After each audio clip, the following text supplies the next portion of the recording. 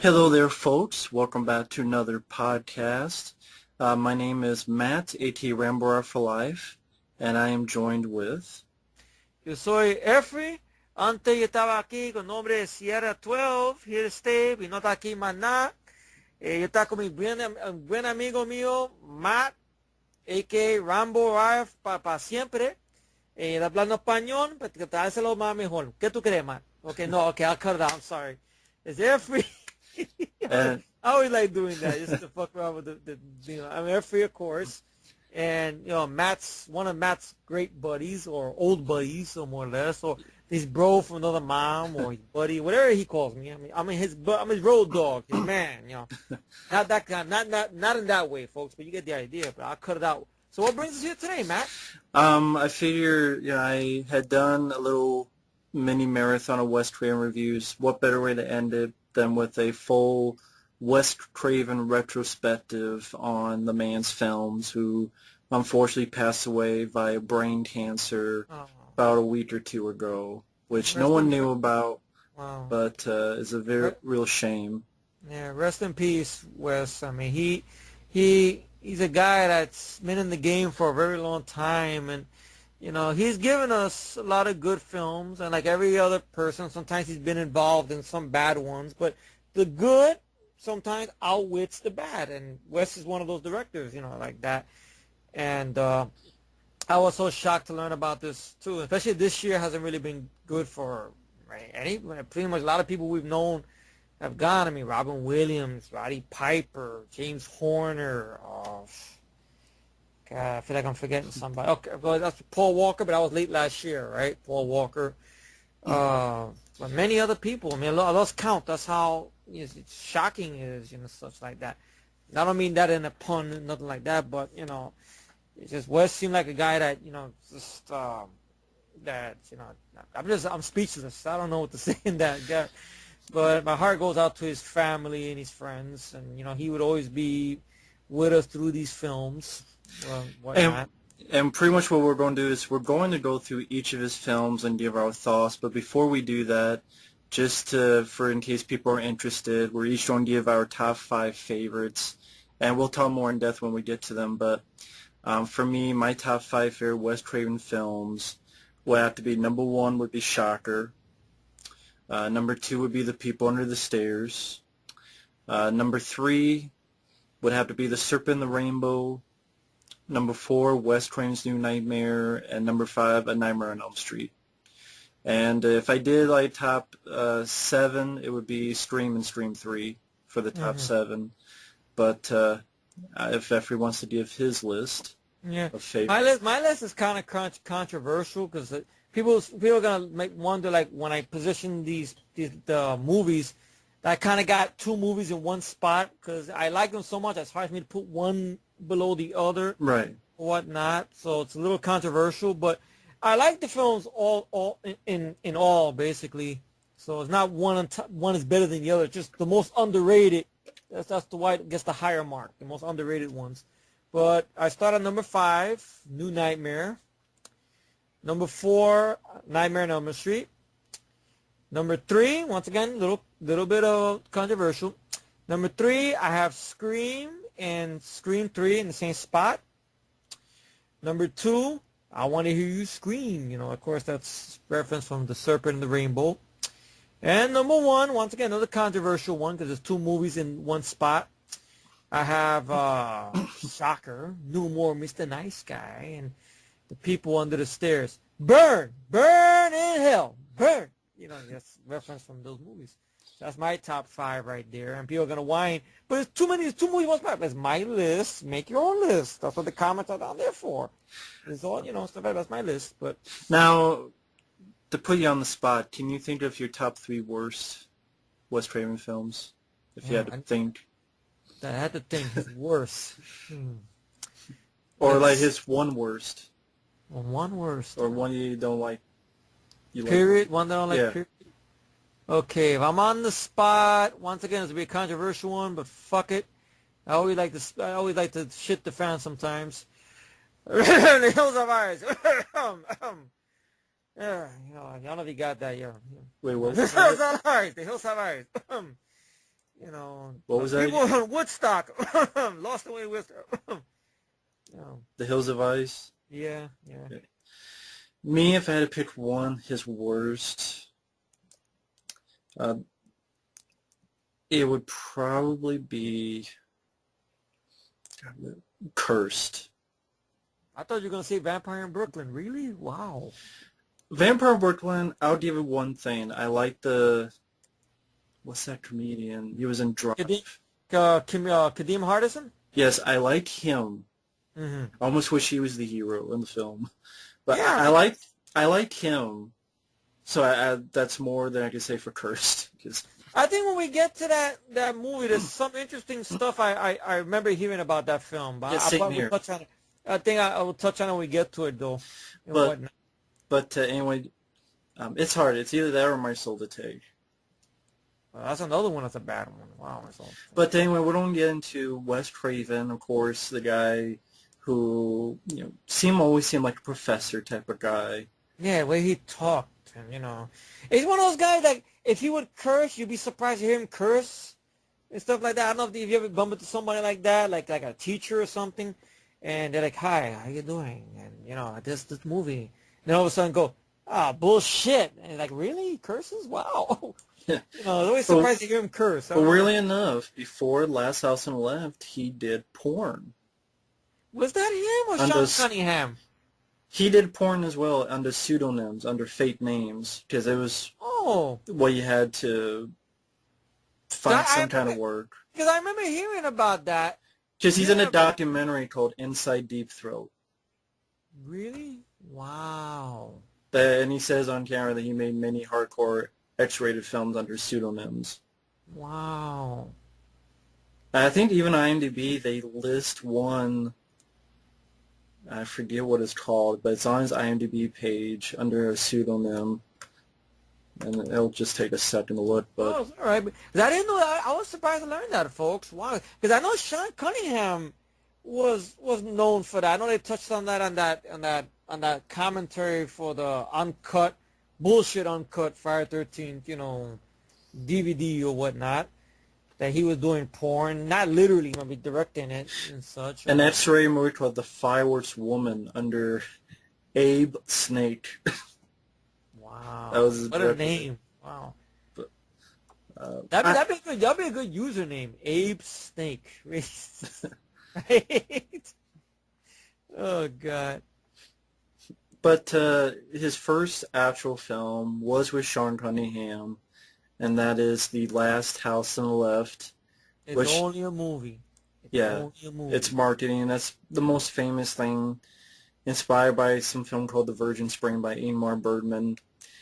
I got the DVD. It's an older DVD. I like the commentary because it's Wes Craven and Sean Cunningham I together. remember that commentary being very good. Yeah. I think I remember correctly. I haven't heard it in a long time.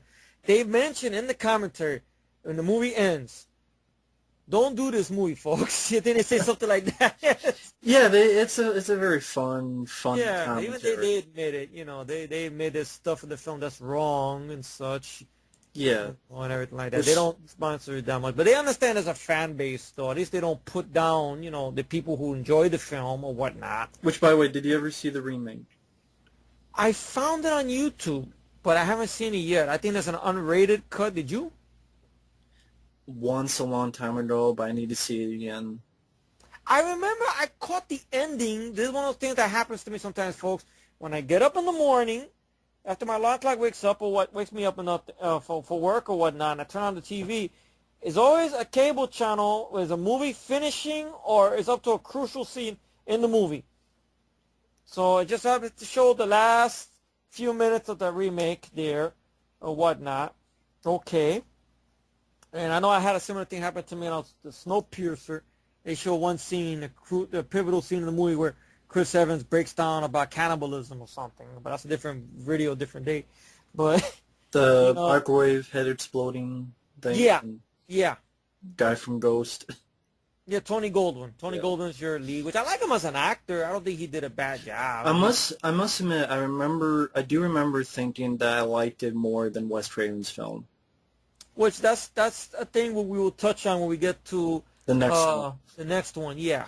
And that's no disrespect, but No we're going disrespect to at be all. honest.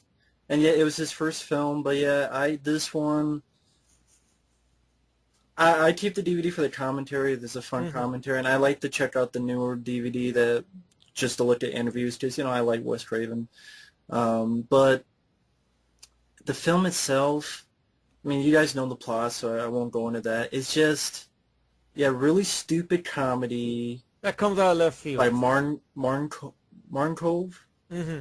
and bumbling, crappy music and a woman driving a vehicle with chickens and And no teeth. no teeth.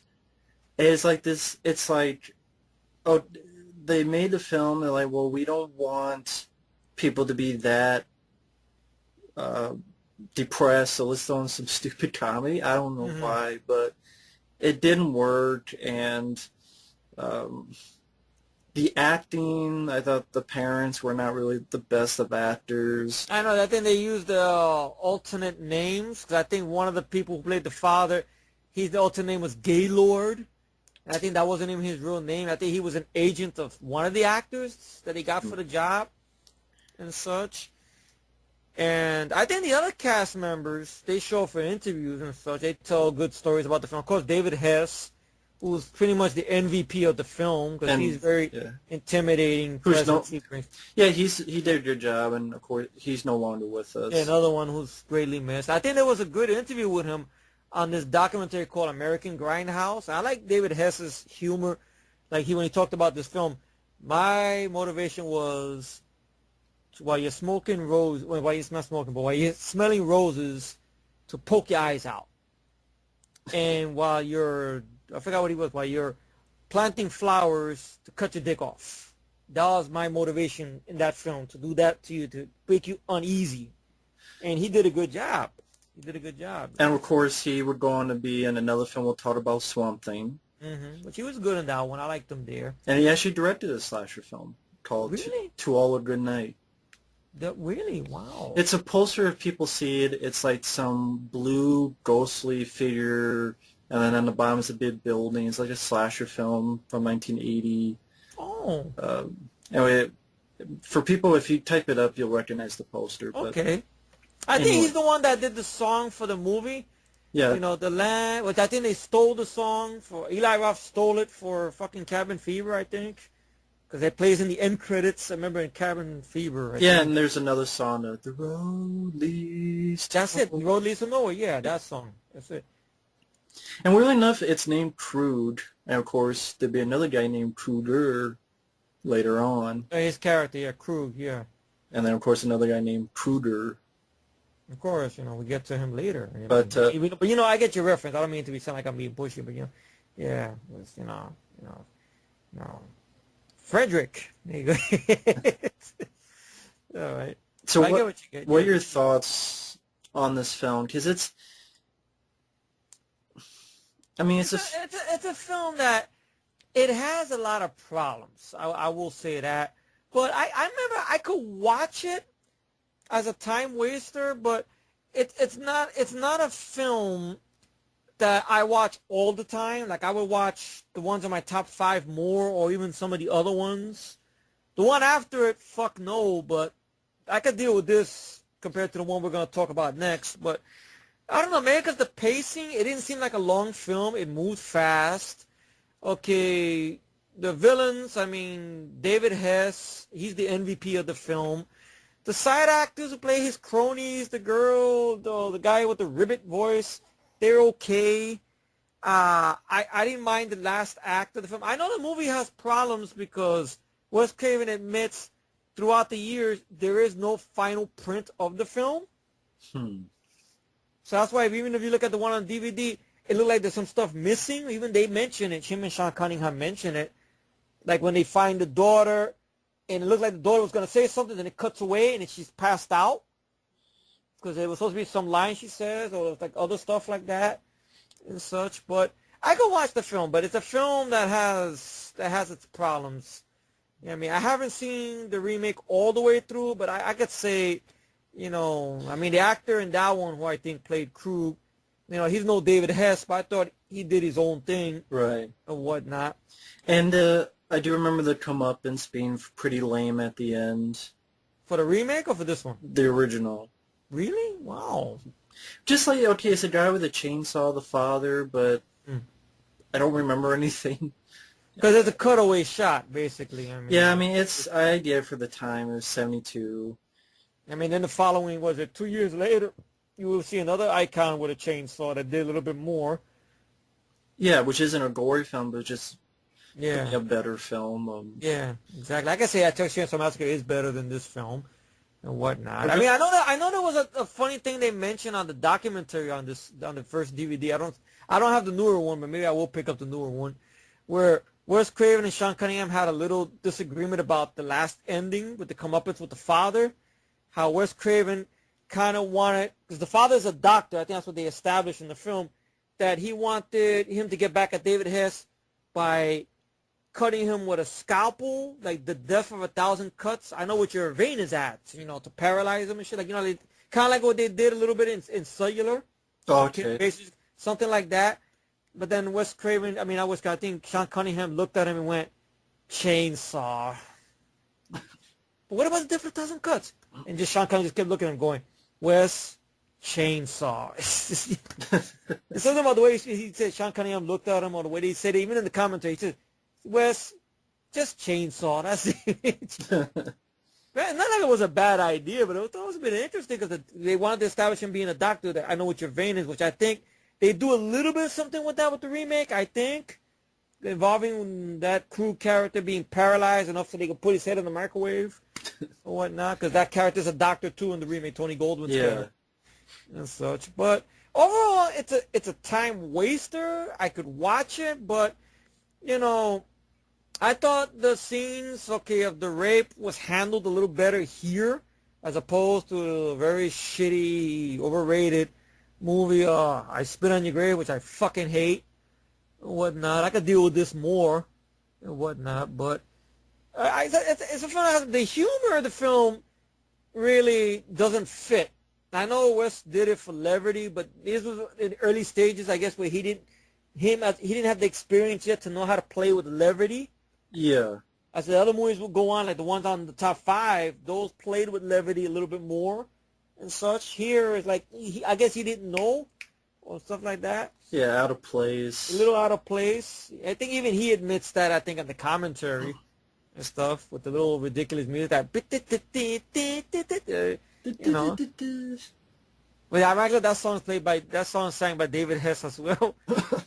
Yeah. He just needed some job. That's what he needed.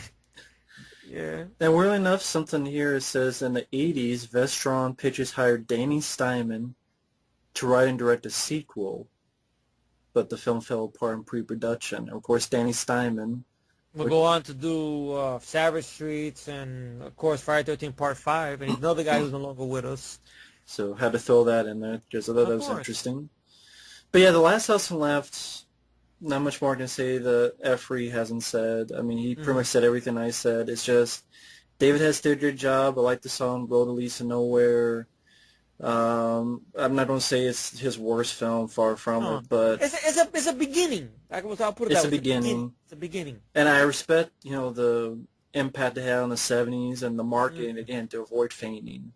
Stop repeating. It's only a movie. It's only a movie. Like, if we were around during this time period, I think even we'd be like surprised, like, wow, that's amazing. I know David Hess has a good story. I think I could say, I guess, before we leave this movie. Yeah. That how he was in a New York City subway train, right? And it was around the time the movie was out, and there was a lot of advertisements. Like, you can see Subway, they must have been in the city. Advertisements sometimes for movies or whatnot. And I guess his face was on one of the covers or one of the posters, and how some people seen him. He was in the train just sitting there reading a paper or something, and he sees a couple of people in the train, a crowded train, looking at him, and he felt, okay, why are they looking at me? And pretty much like 5 or 7 of them got out of the train and went into the next car and left him alone. Like, it's strange. A crowded train, early 70s in the city, Like he said, even muggers and people wouldn't even. But they're like, damn, that guy's crazy. Fuck it, I'll go to the other train. It's like, wow, shit. But David Hess, he's greatly missed. I mean, he really, made this villain. You hated him, and the comeuppance. Yes, it could have been better, but at least it was something. At least, whatnot, and everything. But I guess The next one in next one is 1977. There's The Hills of Eyes, which for me, I much prefer the remake. Me too. I love the remake. I saw in the theater, directed by Alexander Aja. I just thought the remake, for the most of it, it's the same, like, beat for beat. Like, family goes in, this person dies. But I thought I liked the directing style of Alexander Aja more. I like the look of the mutants more, except Michael Berryman. I mean, Michael Berryman's Michael Berryman, but other than that, I like the K&B effects. I like the characters more. I like the acting more in the remake. Because the family in the remake seemed likable. At least the father, like Ted Levine, he seemed likable. Yeah. Everyone seemed likable. In this film, which... Of course, you know about the remake. You can say it. My bro over here is, he's in it, or his doppelganger's in it. I mean, he's kicking mutant ass. What's not to love? Yeah, and I watched the damn film, right? Sorry about that. I watched the damn film, the 2006 film, and the movie is good when you're yelling at the damn TV. Matt, don't run up the stairs. Matt, watch out. Matt, don't stay there head in the back. Keep running, Matt. Keep running. Matt, get up. Pick up the pickaxe. Look at the ring. Don't let that motherfucker bitch out. Keep getting up. Get the shotgun. Get it. And you're yelling at the TV like an idiot. But you're into the movie. That's what draws you in. Now, this film did not do nothing like that for me. I just looked at it. I'm like, the guy who's the mutant has a ballpark Frank as a nose. As a makeup effect was like a ballpark Frank. He's lost on the way to Woodstock. Matthew Berryman, he's underused. And the guy who plays my bro in this version, he's boring and bland. You're talking about the guy who played, of course, Doug, the character of Doug, yeah, so he's just boring and bland, very New York, but that doesn't save the film. The father of the family is a racist asshole because he's getting some conversation with the mother of the family about black folk and this folk and that folk. He was boring and bland. When he got killed, I didn't give a fuck. And the mutants, if you want to call them mutants, they look to me like the people that got lost in the way to Woodstock. With one of them giving a monologue with a ballpark Frank on his nose. Which look at that. That's a hot dog on his nose. Michael Berryman, okay, he's got a good presence to him. Part of me wishes if it's just Michael Berryman alone in the desert terrorizing his people, okay, maybe. But the guy who played the brother, not the best actor. Want to play the sister. Dee Wallace, she's giving Jack and shit to do, and Jack left town. And there's no impact to it. Maybe in 77 there was impact, but when I saw it a few years ago, there was no impact. And I think that's when I had the channel, I think, way back when, years ago. Even when I did it, I was kind of like tipping the ice a little bit, like I know people love it, but now I gotta be flat out honest. I don't like the fucking film. The remake, and I go on a little limb right here, and I'll say this. On the new DVD, I think, or on the Blu-ray, I think it is on there, a 2006 or 2007 DVD, there's a commentary with Wes Craven himself, along with, I think, one of the people who helped him out with this film, Bruce Locke, I think his name is. I think Peter Locke. Peter Locke, I'm sorry, Peter Locke. Even they admit it. They admitted it. The remake is better. They admitted it. On the commentary, they admitted it? I think so. They admitted it. Because I believe that. You know why? Because why else would Wes and his son come on for the remake sequel and write that one? Because they got paid? Well, that, and maybe they liked it what Alejandro Aja did. Bruce Locke. Whatever. That's the ninja from RoboCop 3, I think. What happened? Bruce Locke, I think that's the ninja in RoboCop 3. Well, whatever his name is, Bruce or Peter, somebody Locke. Peter Locke. Peter not Locke. Bruce Locke. It's not the ninja from RoboCop 3. Oh, the one that with the fucking Android. with Android with the fucking weird jaw that with oh fuck him. That's Bruce Locke. Okay, whoops. All right, so basically, like I was saying, in the commentary they mentioned it and they liked it in the movie. They really liked it, the remake. I mean, they even admitted there's some stuff. Okay, that's similar to his movie, but he even liked it stuff they did better. Okay, it's like I respected that Wes did that and whatnot. And the Hills Have Eyes remake, I mean, that's number 4 in my top 5 favorite remake. Not just because Matt's in it, but just because, I mean, that's one of the reasons, but it was exciting, you know, it was riveting. It had great score, great scope, K&B's effects. And then you get the 2007 sequel, and that's a different story, different video, but, you know, I have fun with it, but I know you have problems with it. Yeah, it's not a good movie, but... I know, I tapped on it, we tapped on it, I think, on the 2007 thing. Yeah. But, The Hills of Ice, the original, I have the DVD, and the only reason I have the DVD is for the features, especially the second disc, because it's not just a documentary on the movie, there's also another thing called the Directors. I'm curious about that. Which they go through, I forget what year it came out, pretty much like interviewing people at the time about, you know, his career and his movies and so on and so forth. Basically, Wes Craven, the Directors, is about 45 minutes to an hour long, so I'm fine with that. But yeah, the movie, the original, I found it boring. I found it, I think when I first thought about that, I did say that, yeah, they look like they got lost while going to Woodstock. And I agree. When I saw them with finally, damn, they do look like they lost. The acting I didn't care for, the characters I didn't care for, the music, I thought the composer did a much better job in People Under the Stairs than... Oh, that's the same composer, really? Yeah. Wow, he did. Indeed, he did. Because I think it was going to be Graham Revell, someone else for People Under the Stairs, but then he had much more orchestral type of Bader score, and Wes is like, we need much more like toned down, so you got it. But yeah, Hills of Eyes, I can't, other than Michael Berryman, I liked his look, but that's all really I like. To me, the remake, I like everything about it better. I like the score, Tom and Dandy who did the score, I like the effects, I like, the third act is the big difference in between the two movies, and I thought that made the difference. It's a vigilante movie, the third act, man. It's just and the remake, yeah. Yeah. You get to the third act in this one.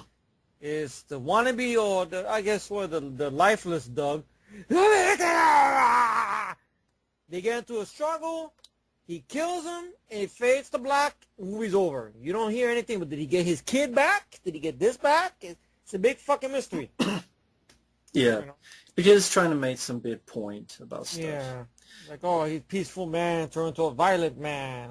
I don't know, but I guess it didn't work for me. Now, I know there's a giant fan base when it comes to that movie. Respect that, yeah. We respect it. People love it, or if, you know, that's their cup of tea, that's great. Me, no.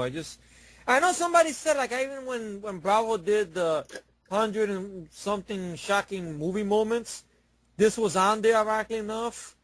And somebody said, oh, it's like Mad Max meets Last House on the Left.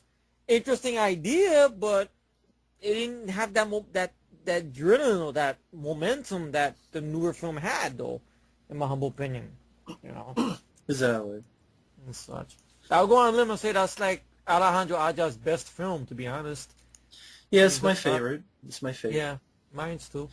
But anyway, the next film I have never seen. I know Mike reviewed it. Summer of Fear, a.k.a. Stranger in Our House with Linda Blair. I think I caught this late night on TV. I remember not minding it, though. It isn't. Yeah, go ahead. I remember not minding it. I remember liking Linda Blair in the role. I don't remember what the movie's about, but I remember not minding it. But it's a made-for-TV film where some girl goes to live with her aunt's family after she, quote, loses her parents in this car crash. And Linda Blair begins to suspect that this girl deals with black magic and witchcraft. Okay. And, of course, Linda Blair finds out that she's right. Okay. So Linda Blair is the good guy. And cool. Jeff East also stars in it, who is the young Clark Kent in Superman, the movie. Yes, I remember him being in that, yeah. And he'd also be in Pumpkinhead. Pumpkinhead, and also a Deadly Blessing with Wes Craven. Oh, he was in Deadly Blessing? Wow. Yeah. Okay. forgot he was in Pumpkin. That's right. Yeah. But yeah, haven't seen it, so I can't say anything about it. Yeah, but I would like to revisit that again. I wonder what Mike found it to watch. Wow, I gotta get in touch with him and find out if he has a VHS tape or is it DVD or some kind of link he found, or has it been YouTube? Because chances are some TV movies are YouTube. It's kind of strange around this time period that Wes was getting TV stuff. I Yeah, guess. yeah. I mean, I guess those films. I don't know. I guess they like, oh, he's too dangerous, so he's. We gotta hold him back. Maybe that's what it is. They're like, okay, we'll get him on TV to hold Wes back. He can get a check, here and there, get some money. Maybe that's what it was. I don't know. Maybe I don't know. we gotta hold him back. There you go. But the next film was Daily Blessing, Yeah. which I didn't mind. I've for never it was. seen it though. I've never seen it. I would like to see it though. Didn't mind the film. I mean, it's a group of women who go One of them live. is Sharon Stone, I believe, Yeah, right? one of them is a young Sharon Stone, who seems like not her character, but her herself seems like a bitch. Oh, I know. I hear about that even on that bullshit Canon documentary. They were talking bad about her as well on the set of King Solomon's Mines and shit. Yeah, I mean, I think she didn't do too bad of a job, but yeah, she's like a shitty person in real life. Mm-hmm. Michael Berryman made some appearance. Ernest Borgnine, who's sort of the leader of this, they're pretty much kind of like Amish, Mm-hmm.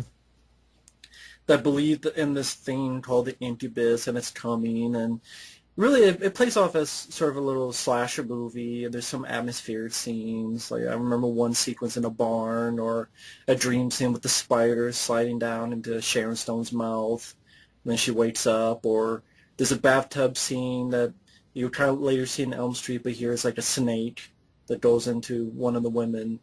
Oh, Not into her, but into the bathtub okay. where one of the women are at. But yeah, that was a decent movie, and the James Horner did the music. Really? Really James enough. Horner working with Wes Craven? Wow. Really enough, two people who passed away this year. They did work together. R.I.P. The ending, it was kind of one of those. Downbeat, huh? No, it was like a little twist. I don't. I know you don't want to give it away 'cause I haven't seen it. But no, not everyone dies. Some get away, but you do have a stupid ending, much like Elm Street or Deadly Friend, where the incubus is supposed to be fake because you find out it wasn't incubus; it was someone else dressed up as somebody else. One of those things, like a slasher. Yeah. So when the people leave, the woman sees a ghost of her hubby, and the incubus is real and comes out of the floor and pulls her down. And Wes did not want to shoot that. He was forced to do it, kind of like Elm Street and Deadly Friend. So it was one of those stupid endings that kind of that ruins the film.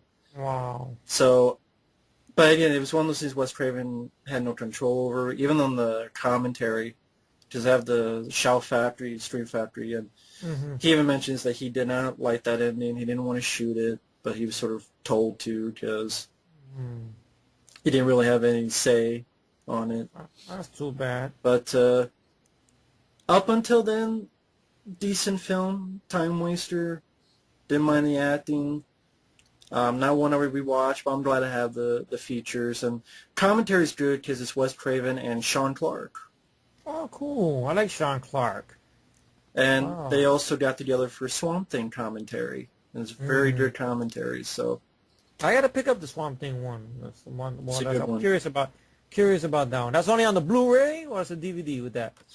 DVD, because I have a DVD of, I think it's the combo pack, Swamp Oh, Thing. it is? Okay, cool. I have to look it up real quick. But yeah, that's all I can say about Deadly Blessing. But while I'm looking it up, I don't know if you want to give thoughts on the next film, Swamp Thing, which was this comic book movie. Yeah, it was basically, well, I guess a little bit after Superman, you could say, technically. Yeah, or Jeff a little bit Bezos, after, yeah. of course, we throw that in there. And Like, it is a Blu-ray DVD combo pack, Swamp Thing. Oh, cool. All right. And the features are on both, because I have a DVD of Swamp Thing that has the features.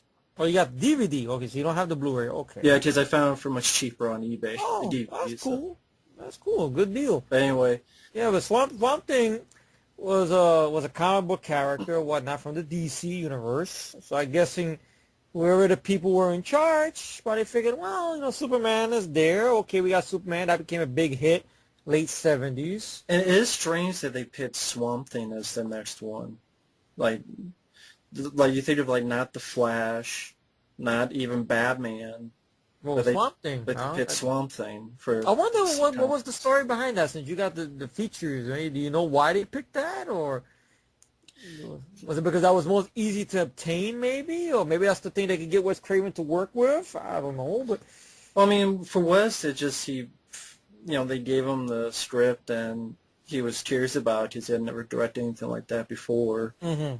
But as I guess whoever the producer, they're not interviewed the producer, so I don't know Oh, yeah? what made them pick it. Mm-hmm. Just interesting. It That was the is, first it is. one. Yeah. Well, not the first, but whatever. I mean, I saw this at a very young age, and I always enjoyed it and whatnot. I will admit, the movie has its slow spots. The costume on Swamp Thing in this one, okay, doesn't look the best. I will admit that at times he looks like a third man. I know, because every time I've shown this film to friends of mine away from YouTube, even when I a younger age, but he looked like a dog shit man. All right, thank you. All right, get out, bye.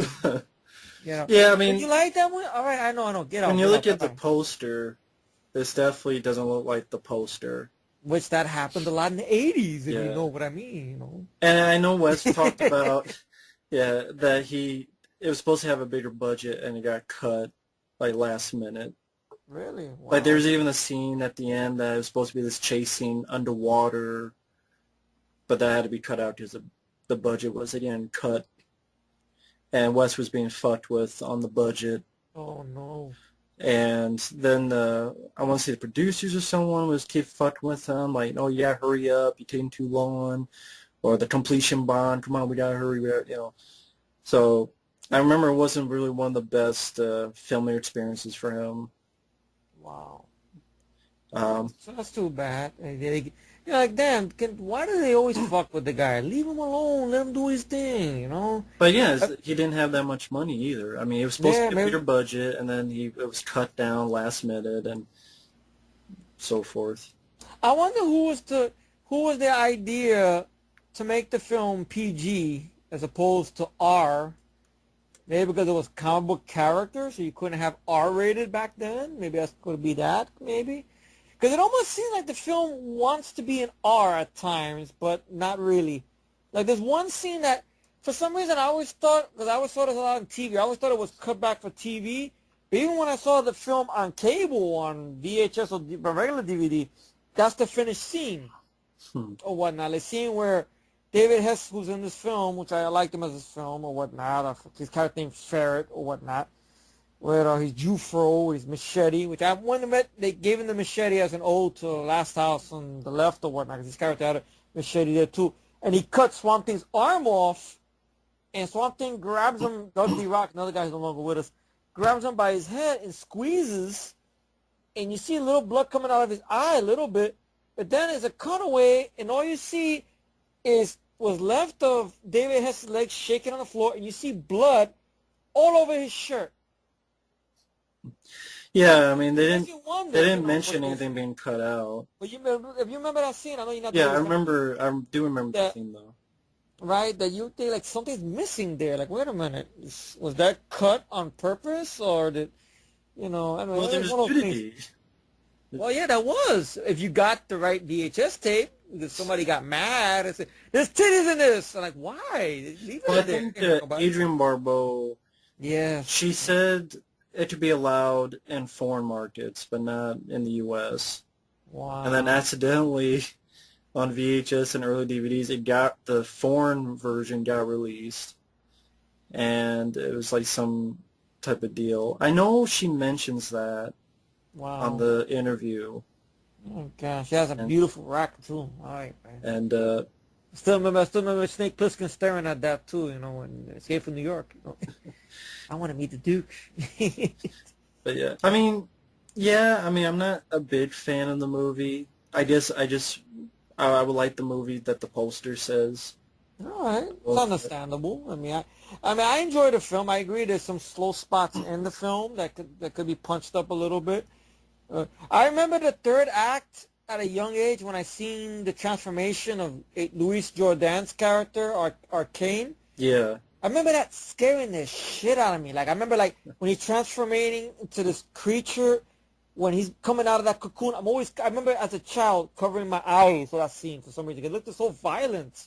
Oh, okay. Wow, for some reason at a young age seeing it. Like adult doesn't bother me that much, but just the transformation, the way the editing is, like you see his fingers, you see the blood coming down. Like wow, like once again, I feel like it was held back a little bit, but even from what it was on the screen, just worked. And I liked it a little bit of the fight in the end between both of them. Granted, it could have been a little better, but I liked it. It was two creatures fighting each other. Okay, one in a turd suit, like people say, fine. But Fighting each other. it just for me it looked pretty cheap, Mm-hmm. and I wish Wes was given a bigger budget, perhaps, or to not make them cheap out because the suit does. I mean, even the suit. I'm not a big fan of the sequel, but the suit in the Does look sequel better. is better. Yeah, I would say I like that suit more than the one in the sequel. The sequel, to be honest, I don't mind. I mean, I haven't seen it in years because at least Swamp Thing is doing a little bit more in that one and such. I mean, I like Adrian Barbeau. I like the locations. I think South Carolina they I shot. think Ray Wise will go on to Ray be Wise. RoboCop. You know, he did a good job as the Doctor. And so Luis Jordan does a good job as a villain, which I saw this way before I knew he was a Bond villain, and I thought Yeah. he brought a little something to I think Arcane. Octopussy, I believe. Octopussy, yeah. And of course, Dick Durock. Is that Dick his name? Durock. Yeah. Yeah, Dick Durock. Who's the guy in the suit. Yeah, Would he be on did a the good job. TV show? Was he on the TV Yeah, show? the TV show is atrocious. I remember I was seeing a TV show. Swamp Thing does jack shit on that show. Granted, it's a more advanced suit, I will say that. Though I'm a fan of the suit in the second film, to be honest, but he's just not given much to do. He talks like this. And the guy who plays Arcane's a lame-o, and the episodes were just boring. I don't know why it lasted the seasons it lasted, but it's just boring. And so, Yeah, I don't I remember. could deal more with this film or in the second film. Granted, the second film has, I mean, a lot of people hate it, but I haven't seen it in a long time. I know Mike, I think he even said that's like the guiltiest pleasure he got is that film or whatnot and such.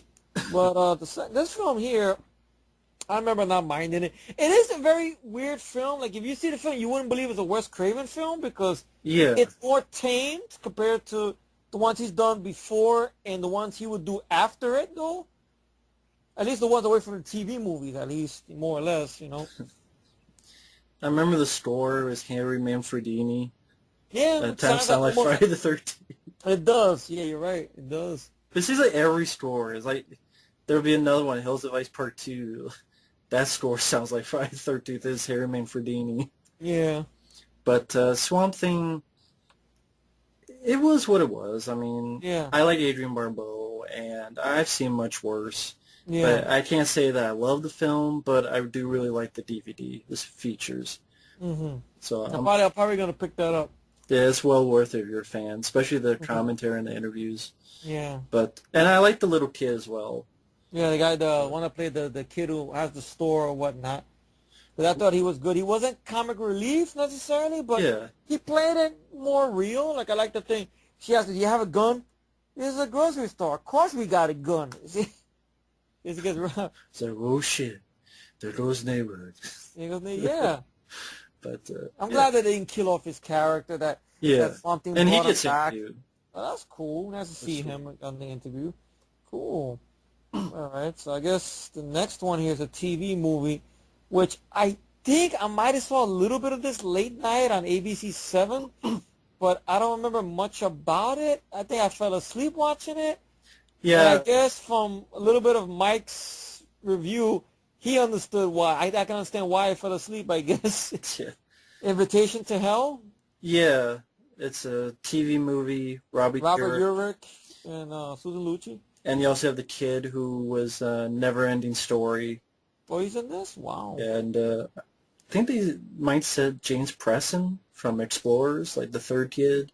Oh, He has really? a tiny role. And It's just, I remember Mike saying that at one point Robbie York puts on the spacesuit to go to hell. Wow.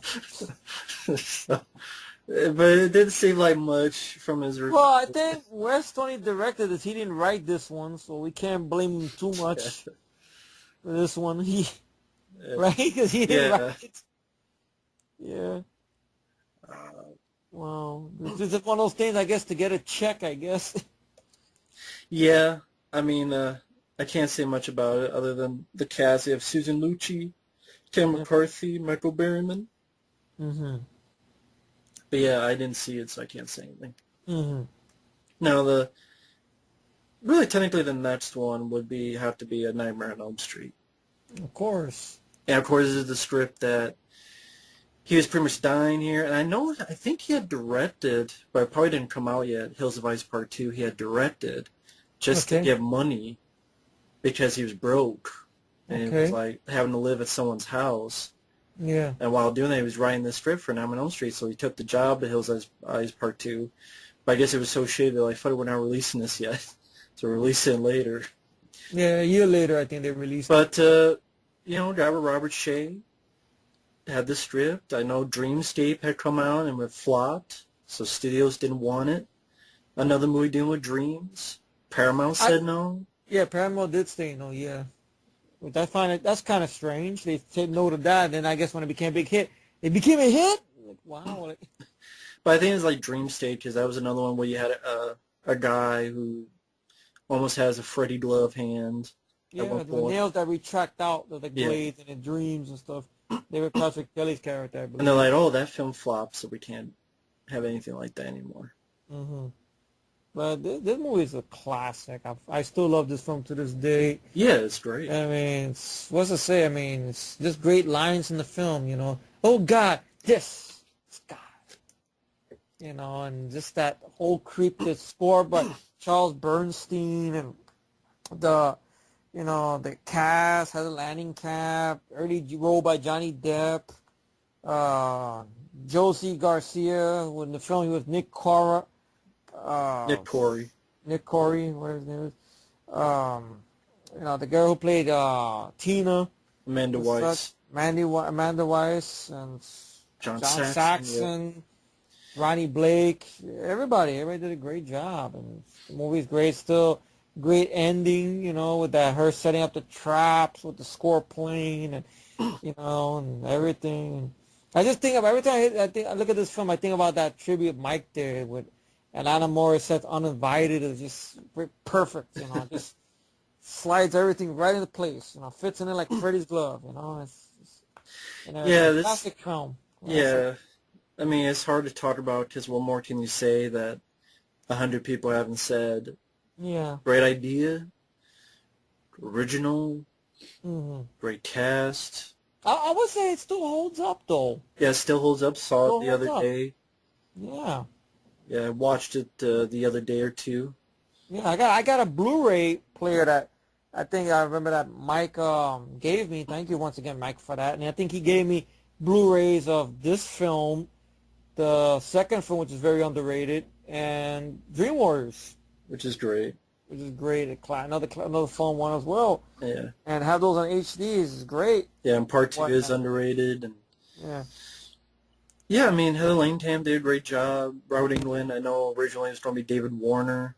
Yeah, I think they had test drawings or something of David Warner in the Freddy makeup and stuff like that, but it worked pretty good. I mean, the whole idea, how the look of Freddy came from that time when Wes Craven was a child, and how this creepy-looking hobo scared the hell out of Wes Craven at a young age and whatnot. It's crazy stuff. And he remembered that. He stayed with him, and that became the design of Freddy, with the sweater and the hat and such. Yeah, and also, of course, the articles he read in the LA Times about people in Cambodia. Mm-hmm. They die in the middle of nightmares. Yeah.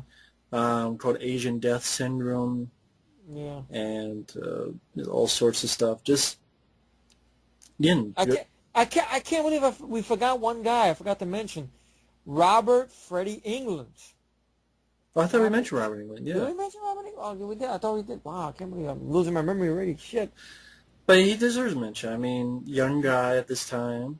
Yeah, he was coming off the TV show V. or V, which he was good on that show. I seen little episodes with him in it. He's pretty good and such. He was doing little stuff here and there, like he had done that movie. What was that one? The one with Roger Corman, Galaxy of Terror. That's a good one.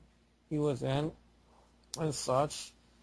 Yeah. Like that. So he was doing work here and there. Seemed like a very nice guy. He's still very proud of this film or whatnot. Working with Wes over the year, here and there, and he came back. Of course, he became an icon overnight and such. Granted, the makeup on Freddy is, to me, my favorite one is the one in the next film done by Kevin Yeager. But this one, the guy who did the makeup for this one was pretty good though and such.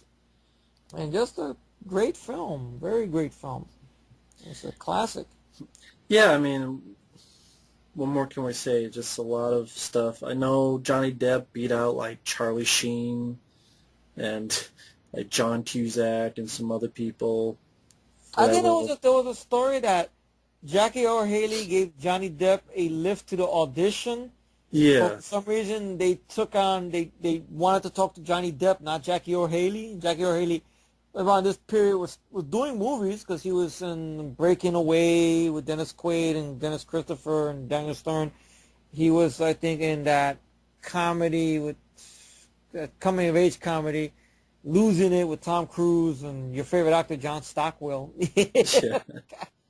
And whatnot. He was good. He was fun in that film, Jackie Earle Haley in that one. And I guess, ironically enough, his character in that film wears a fedora that at times looked like his Freddy fedora in the remake, which, well, Samuel Scumbag Bear, and we see more, but... Well, no, another remake is coming. Oh, really? Another reboot. Oh, you didn't hear that? Yeah, they're doing it again. Yeah, really? Didn't they learn anything from the last time? Really? And possibly a full CGI Freddy. Of course. That's their rumor.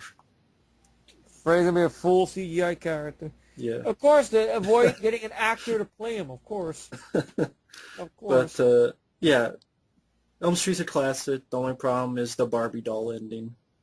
The Barbie doll that gets pulled through the door.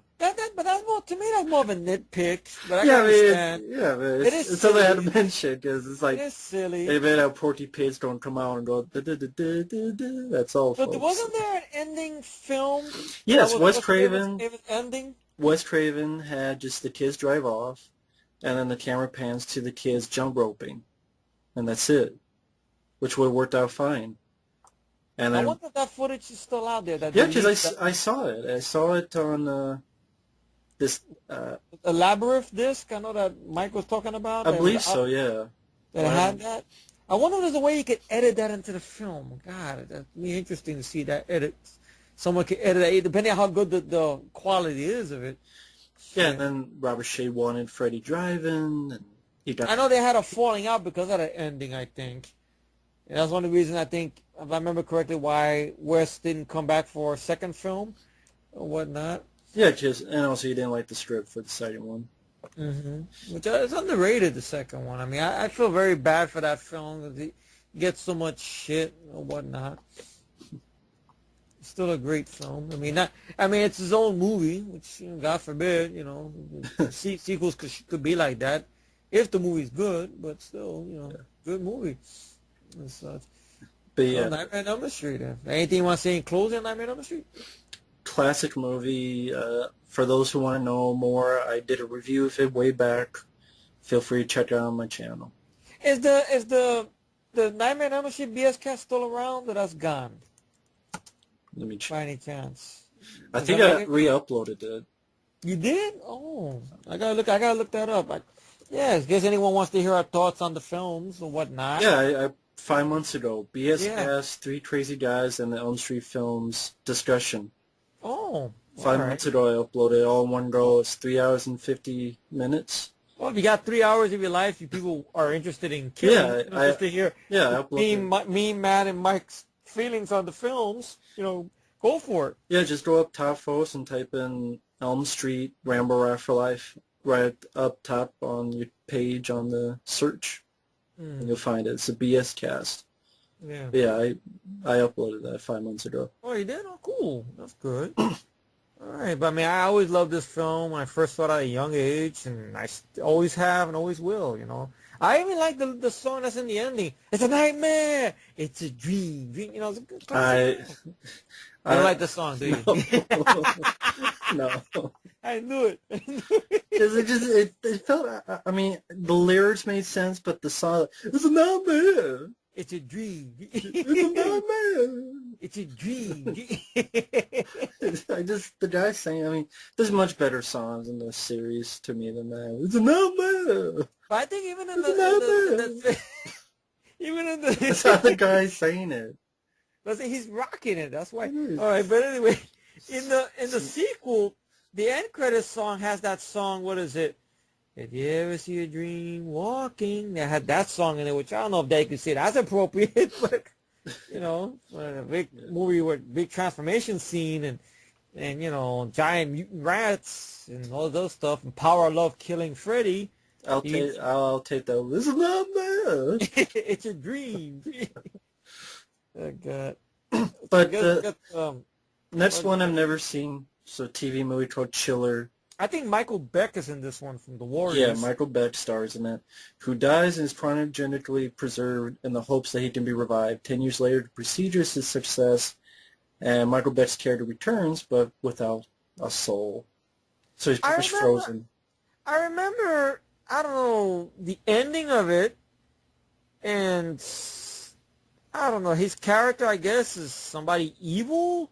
Something like that? Well, yeah, he gets frozen, but then when he gets revived, he has no soul. Yeah, no soul or whatnot. He's just crazy or something, I don't know. And Paul Sorvino's in it, and Beatrice Straight, and yeah, I haven't seen it, so I can't see anything. I barely remember the film. I know Michael Beck is in it, so I remember. But the next one... Well, it's going to be a very strange turnout when we talk about this one here. But The Hills Have Eyes, Part 2. Part 2. Part 2. Okay. Now... It's a dog flashback. It's a dog flashback, which I cannot defend. It's a dog. It is. I know it's a dog. I know. It's ridiculous.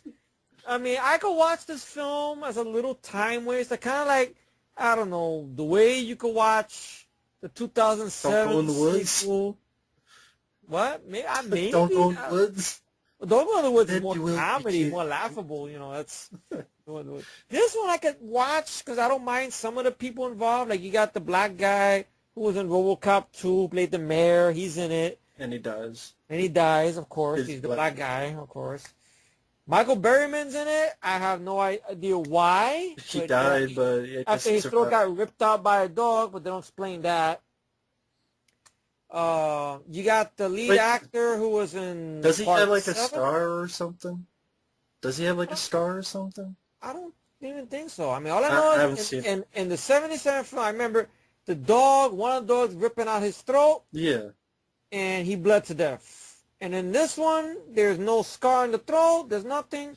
He attacks somebody with the Friday 13th music playing in the background. His Harry Manfredini. Harry Manfredini. That's all he can do is Friday 13th. Isn't the lead girl, like, blind and She's psychic blind or something? And psychic, yes. And the lead guy was in Friday the 13th Part 7. The gay guy from Friday the Part 7. Kevin Blair or Spratis, whatever his name he's going by. About a girl who was psychic or telekinetic. But that's better. I will admit it. That's better. Well, it's not psychic. She's telekinetic. She's telekinetic, yeah. You know. Plus, Laura Park Lincoln has a lot more going for it than the lead girl in this film. But I looked at it, despite the stupid dog flashback, I think Kane Hodder is the main mutant.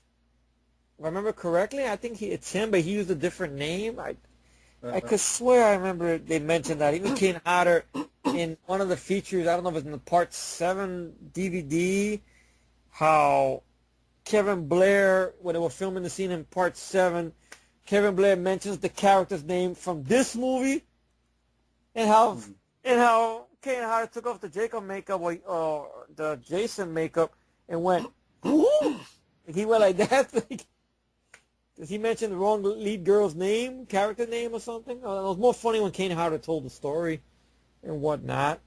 But I remember not minding it as a little time waster, in one ear, out the other ear. I mean, it's not... I mean, sad to say, I would rather sit through this than his 77 film, which I know that'll get people pissed. I don't give a fuck because I'm not on here, so I don't give a flying fuck. But if people want to feel that way, that's their opinion. But I have no idea what else to say. What do you have to say about this? I know you. Well, some trivia, some interesting. Okay. Though it was released after Elm Street, Part 2 was shot before Elm Street went into production. He claimed that only about two-thirds of the movie was shot before the studio halted production due to budget concerns. When Elm Street became a box office hit, the studio convinced Craven to finish Hills of Ice Part 2 using only the footage that had been already shot. Since there was not enough for a feature-length film, footage from the first film was edited into it to pad out the running time. Maybe that's what happened. Which is why you have the flashbacks, like the from dog flashback.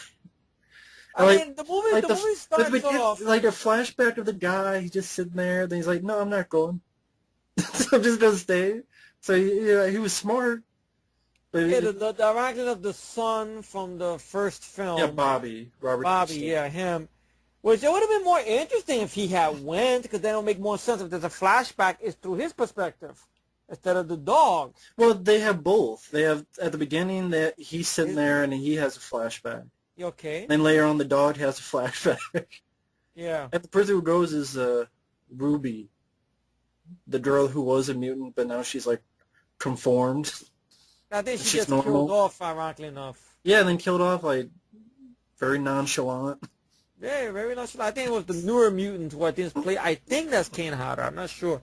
I remember in that one of the interviews, I don't know if it was a part 7, Friday 13th, the newer DVD I got, the one they re-released with the bullshit cover or whatnot. I think Kane Hodder said he worked on that film. I think that's how he knew Kevin Blair or Spratt, whatever the fuck name he's using now or whatnot. Oh, he did stunts. Maybe on stunts or something. I don't know. Maybe that. It just says here he was a stuntman.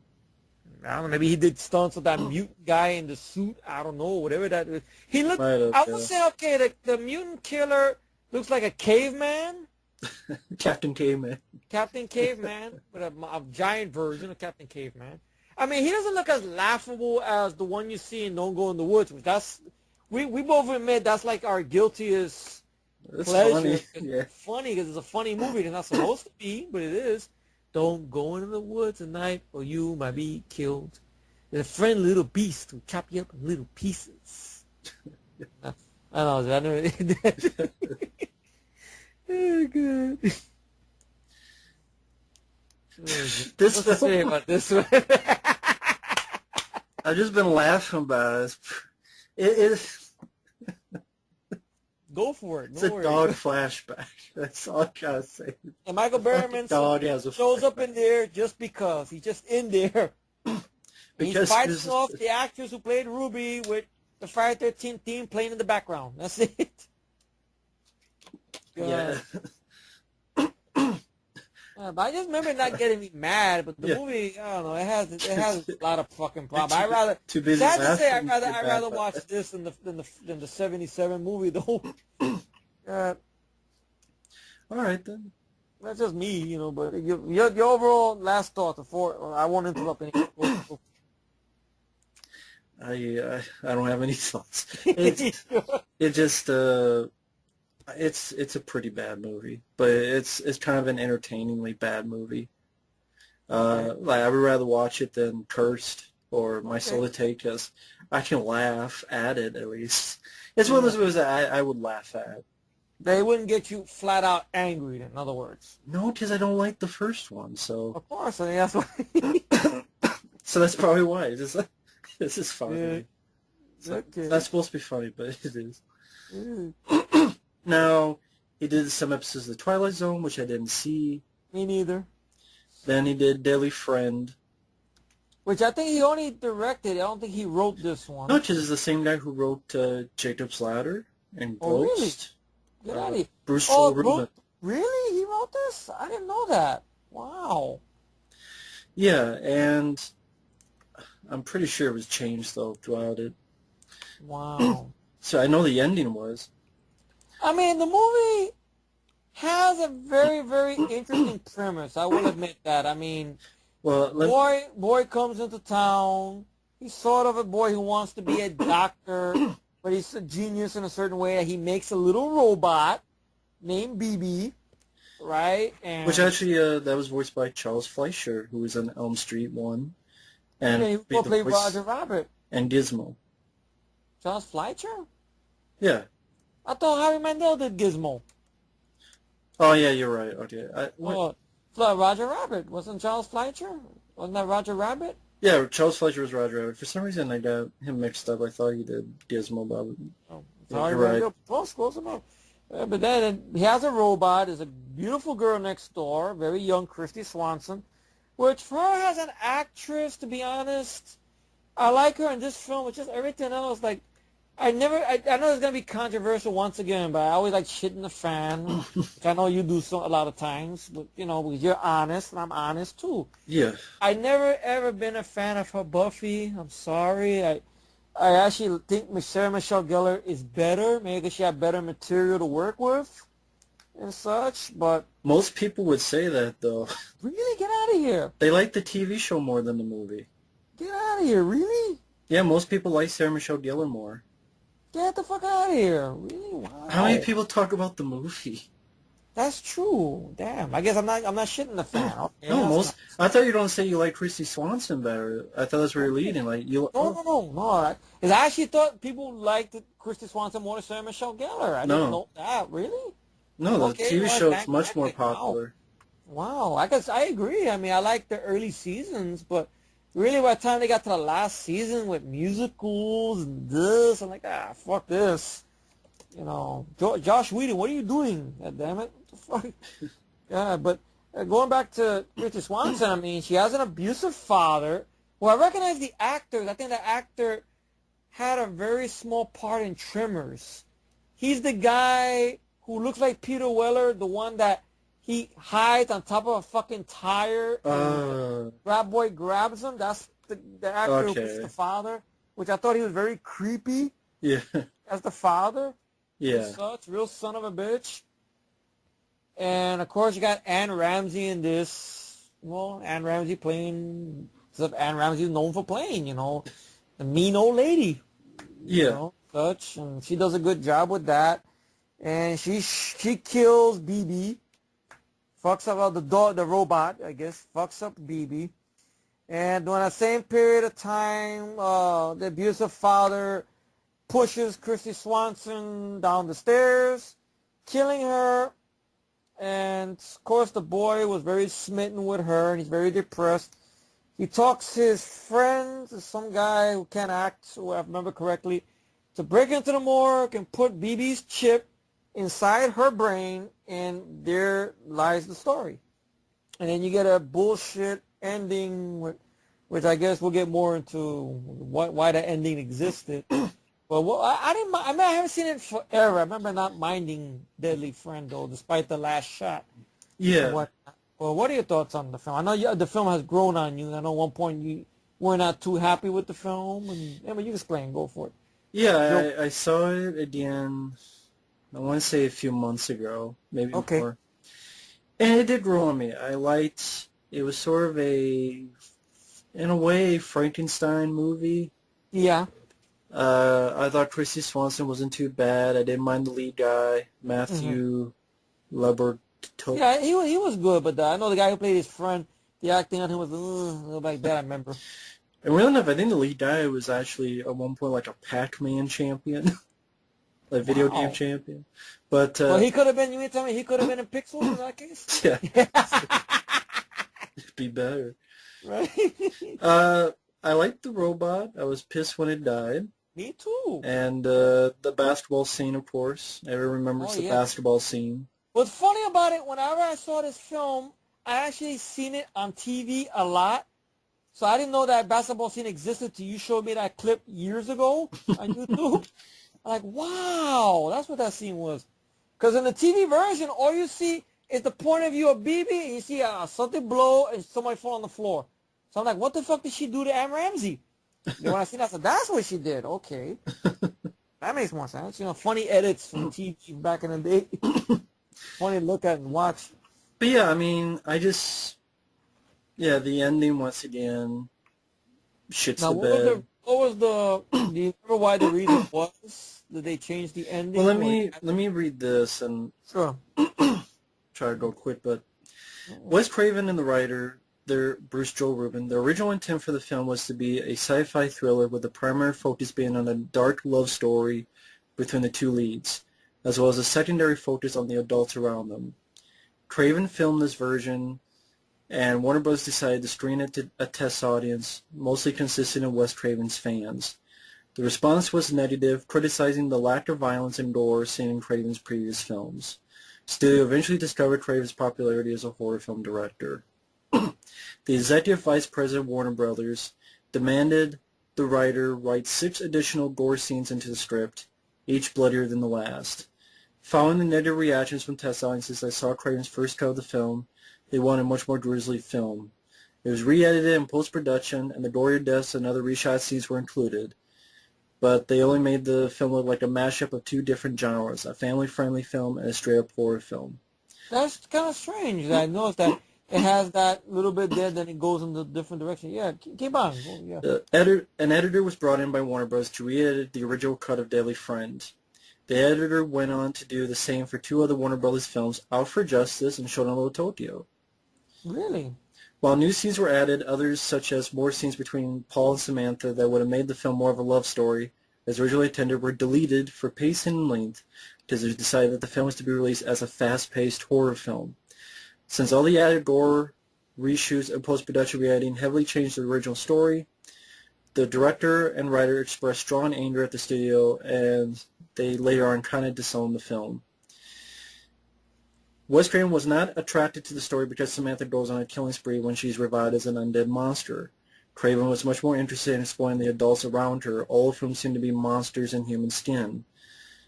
In an interview with Fangoria, actress Christy Swanson said that she found herself and the other actors caught up in the studio's attempts to strong-arm Craven into making the film more visceral than was originally intended. During both production and reshoots, changes to the script were being made, title changes were being discussed. When Craven started the project, it was called Friend. Then it was changed to Artificial Intelligence. Then to AI. Wow. That's weird. Ironically enough. Before the producers and the studio finally settled on Deadly Friend. And there are many discussions about how violent and bloody the final film would be. Let's see if it says the ending here. I have something. Craven, the lead actor who played Paul Say, in an interview with Starlight, that Craven did not want to turn Deadly Friend into a horror movie. I'm trying to see, maybe it's in this post-production.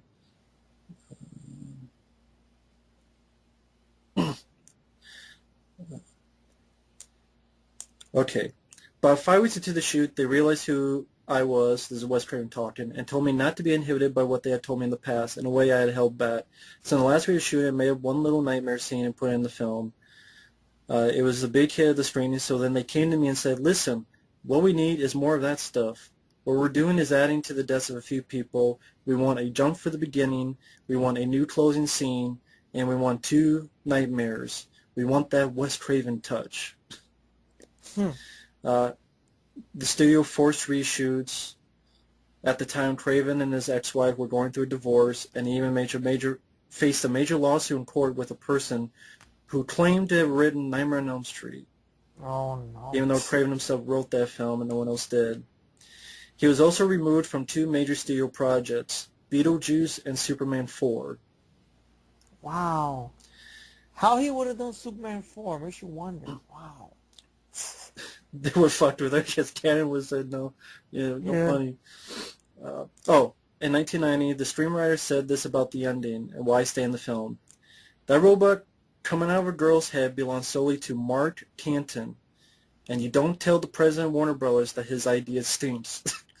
The Rubin said at that time people were still blaming him for the ending, even though Mark Canton was the one who conceived it.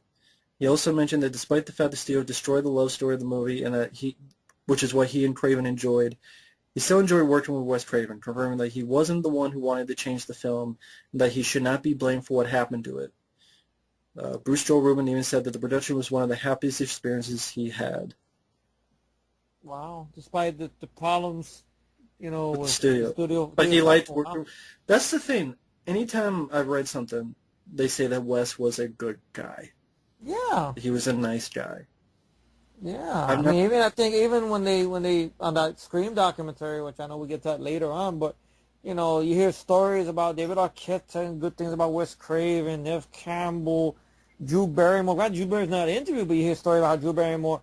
There's a photograph of her jumping on top of Wes. Like how you jump, how a girl jumps on you like a nowhere and you catch her. yeah. So she did that to Wes in a way and stuff. Like he was easy to work with. Or even on that commentary to Nightmare on Elm Street with Heather Langenkamp and such.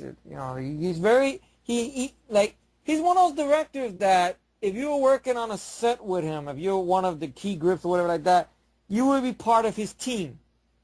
Yeah. And whatnot, that he would consider like there's nothing you wouldn't do for him, which I know other directors like Carpenter or even Romero, you hear that about him as well, about them as well, that they're going into the trenches together, but there's nothing you wouldn't do for him, more or less like he's a leader and nothing like that, and everything. You will follow him, in other words. Yeah. So I guess that's what I'm trying to go with. But go on, what do you think? But yeah, I mean, that was the gist of the story, and yeah, I mean, unfortunately, I would love to have seen the original. Yeah, I would be curious Intention. if it's, I don't know if the studio will do anything with it now, because knowing how the way studios treat, film prints and footage or whatnot, Should I'd done be curious to see it. Should have done something 5 years ago. Yeah, right, 5 years ago, indeed. But yeah, nothing now since Wes has passed. Yeah. I mean, but how does the film hold today? Do people still hate this film, or do they get this film, or do they feel this film is a missed opportunity, or I wonder, where does this film stand? By curiosity, do people still want to see that version? I know Or this are they one. happy with this version? I know there's one guy who subscribed to me who's a huge fan. Nice guy named Jack Craven. Oh, I've seen his channel. Yeah, he got that one where he found that footage of the Cobra movie. Yeah, the TV cut The and TV cut and all that stuff, and I think he's a big fan of The Crow and everything. Yeah, Yeah. I've seen the stuff. Yeah. But other than him, I don't really see anyone talking about this film. It gets a 5.4. Wow. Yeah, I don't know. I mean, it's not really the film that I see a lot of people talking about, but It's a movie that probably will make a good documentary, but I guarantee Warner Brothers will never let it happen because it's going to make them look very stupid. That's probably what it is. So it'd be interesting to hear a backstory behind the film. judging by the stuff you told me right here, it's good backstory. Rather than get interviews with actors, they're probably going to put down the movie very hard. That's the only thing, more or less. I mean, who knows what Christy Swanson's thoughts are on the film. Because she didn't do it bad. Okay, the film on its own, from what got assembled, is it a terrible film? Really, on its own? What has been assembled in front of us? well, I remember there was one point where someone who's a fan wrote to, I think, Arrow in the Head, that website. Mm-hmm. And the guy who runs it, he's a fan of the movie, and he did a tweet to Stream Factory. Stream Factory said, unless Warner Brothers lets us have it, otherwise, nope. Wow. And Warner Brothers ain't going to let it happen because guaranteed they're not going to I don't think Warner Brothers or whoever's controlling Warner is going to be like, but no, it's too much bad history. Bad history, yeah. And everything like that. And also Wes Craven is no longer with us. They're going to make us look like assholes for messing with him and whatnot. Mm-hmm. That's probably what it is. Kind of like the same thing with Stevie Spielberg, with Poltergeist. Yeah. It's like fucking years and years ago. But still, I look like an asshole. So what? You directed the film. Shut the fuck up, please. You ghost directed it, or whoever ghost directed it. That's it. Yeah, I mean, I'm just saying, shut the fuck up, Stevie Spielberg, but you get the point, folks. Yeah. Whatnot. But the film, I remember I saw it at a young age, but I want to revisit it again. I remember the problem with the last shot, that kind of bothered me a little bit because it seemed like it was downbeat. I'm like, Yeah. and stuff like that. But I remember just not minding the film. I would love to see that version of what Wes filmed. Granted, it probably won't be a horror film. It'd be more sci-fi, but it'll be interesting. Like, all right. But I guess they saw the Nightmare on Elm Street box office numbers, like, come on, Wes, elbowing him, come on, you could do it, come on. And such. But I didn't know that same writer who would go on to do Ghost and Jacob's Ladder, and I think he wrote and directed that Michael Keaton film, which I never saw, called My Life. Oh, okay. I think he wrote and directed that, I think, and I think he did that one with Richard Gere and Sean Connery. Was it First Nights, if I'm not mistaken?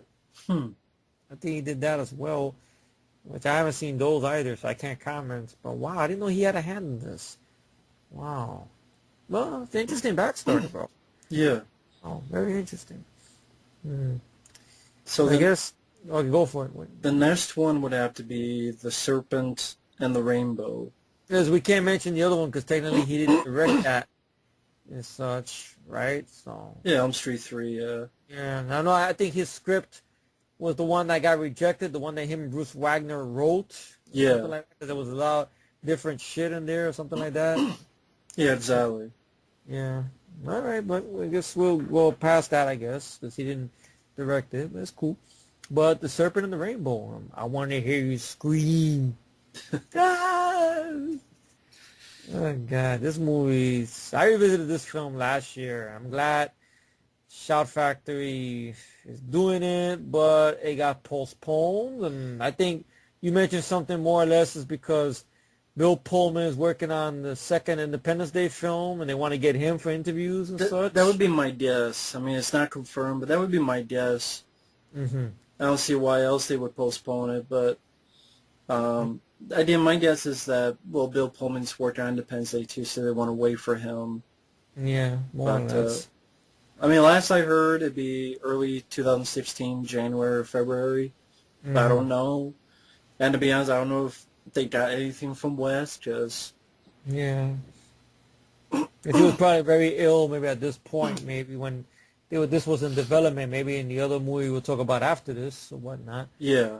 But, I'm glad they got him for People Under the Stairs or whatnot and such. That's another one there. But Serpent and the Rainbow, I mean, this movie, I mean, you did a new review of it. I mean, all the backstory behind it and such. I think there's a thing that was on SYFY a few years ago that Bruce Campbell hosted called Boogeyman, which... Oh, yeah, Boogeyman 2. Yeah. Yeah, Boogeyman 2. But this one, they interviewed a lot of directors, and one of them was Wes Craven. And I believe this movie came up. Yeah. You get interviews with Wes, and they talk a lot about some of that stuff that you brought up, I think, that you found on that book. Yeah. Which I would like to pick up. Yeah, that book, Screams and Nightmares, I believe it's called. Yep, that's the book. Wes Craven's Screams and Nightmares, very in-depth, great book for anyone who's a Wes Craven fan. Mm-hmm. Yeah, it goes in a lot of that stuff like Deadly Friend and Elm Street, Shocker, People on the Stairs, and so forth. Mm-hmm. But yeah, The Serpent and the Rainbow, I did a review for it recently, but I still really enjoy the film. Bill Pullman knocked it out of the park. Yeah, and it was very interesting because this was, I think, his second lead in a film. Because the year before this, he was in Spaceballs, where Mel Brooks directed and wrote or whatnot. And that was a comedy. He was fun in that. And then here, he switches gears and becomes a dramatic, lead actor in this. And he did a great job. The movie, I would say, I'll go on a limb, it's probably one of Wes's most scariest films. Yeah, it's a good idea about voodoo. Creepy, very creepy. God, not to say Nightmare on Elm Street is not scary, but this is like more in a more different dojo in a way because you're dealing with black magic and just the areas of Haiti they went to, at least where they were allowed to film at before they got the fuck out of there because shit got too weird. Yeah. And such, and Bill Pullman, and what's that actor's name? I know I'm gonna butcher his last name. What's his name? The guy who played the villain. Oh, Zacchaeus Mokai. Takis Mokai. He was very intimidating and good presence he brings. And you buy him as the bad guy. He was evil and such and everything like that. And there's that scene which I mentioned that line. I want to hear you scream. Ah! Not good enough. And then, oh! And yes, I remember we talked one time. And I'm like, yes, Efree, you can survive a spike to But the it went neck. through. Oh, Well, look at Lorraine but, Bobbitt. yeah, but that got cut off and resized. This guy like Yeah, but poked his you got cut veins. off.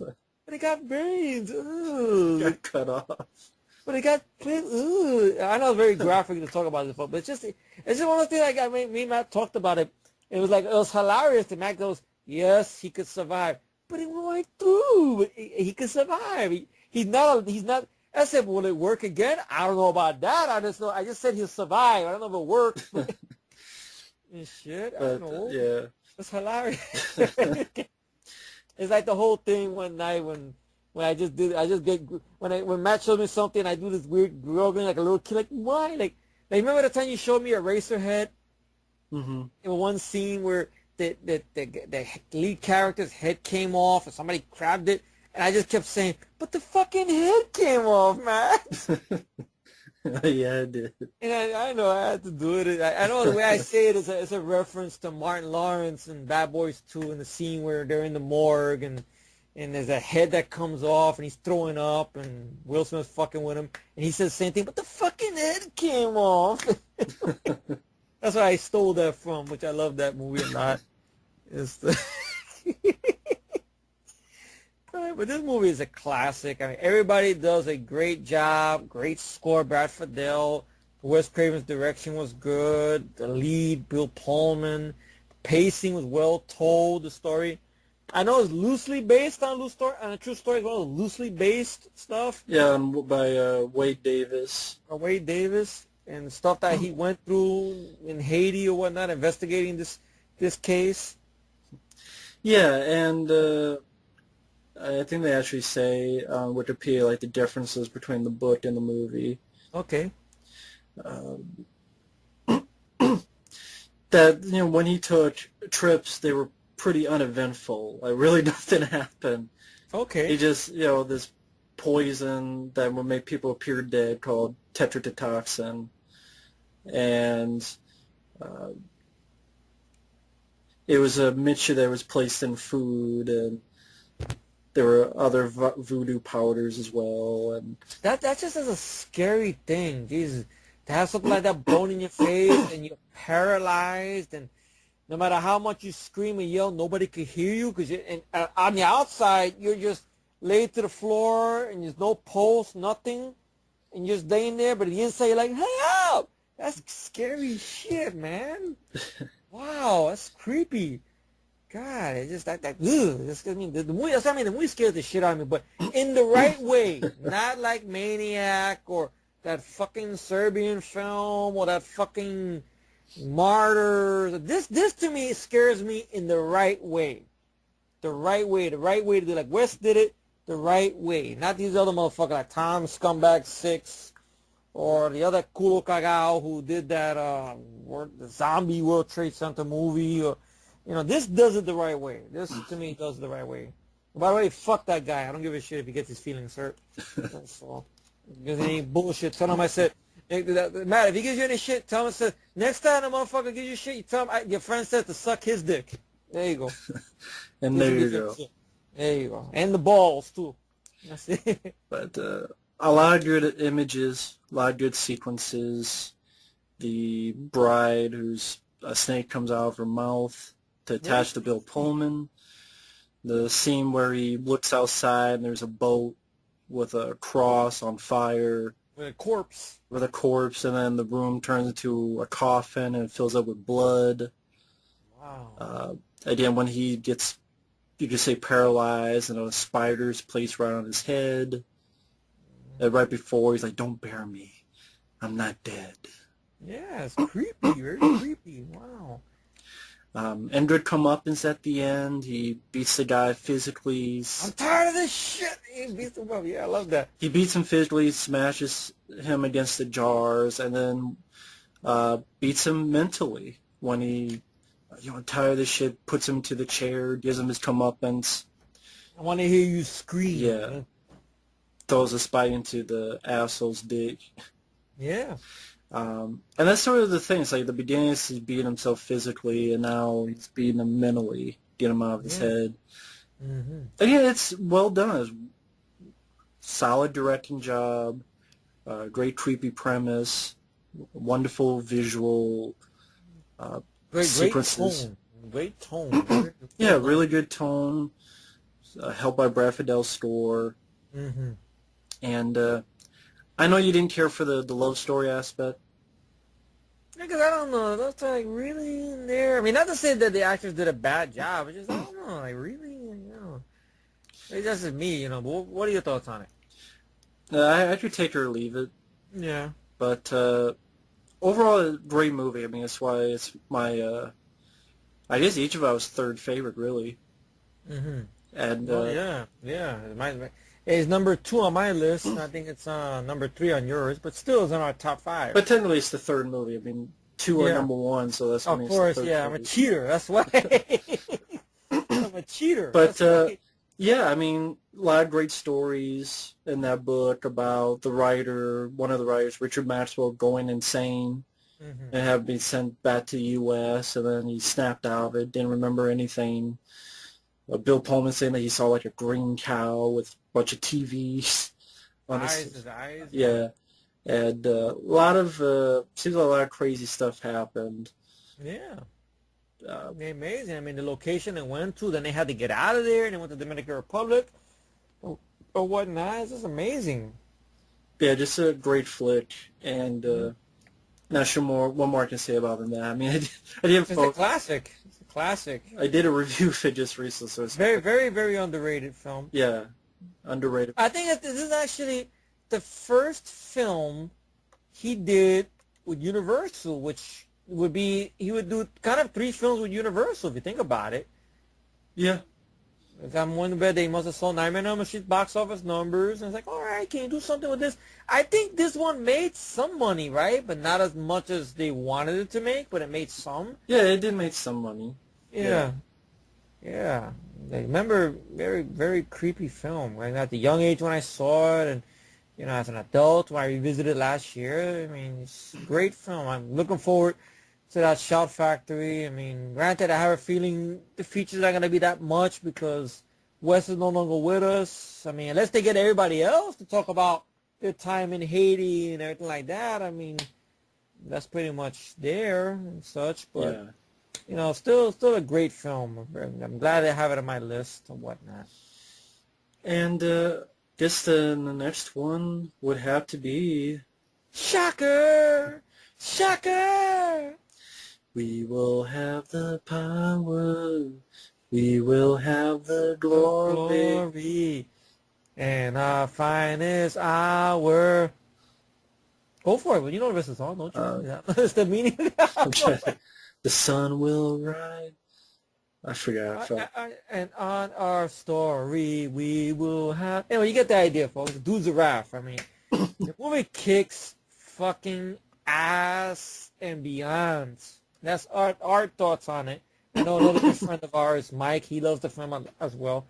Now, I know everybody and their mother and their sisters and their girlfriends or whatever and beyond hates this film. They say it's Wes's worst film. They say that Wes did a Nightmare on Elm Street ripoff, which I don't know how he did that. He ripped off himself. Yeah, he did. Even though his Nightmare on Elm Street films, they're not as silly as a little bit as the later sequels went on to be. Like Freddy's Dead or Nightmare 5, you could say. Well, then they go, well, he ripped off the sequels. Well, this I would say I like this more than I mean, I could say I like this more than 5, which that came out the same year, which that sucked. I like this a lot more than Halloween 5, which that came out the same year and sucked. I know it's not Wes Craven, still I'll give it shit. And I definitely like this more than Friday 13th Part 8. Jason Takes Manhattan. Whoops! I mean, Jason Takes Canada.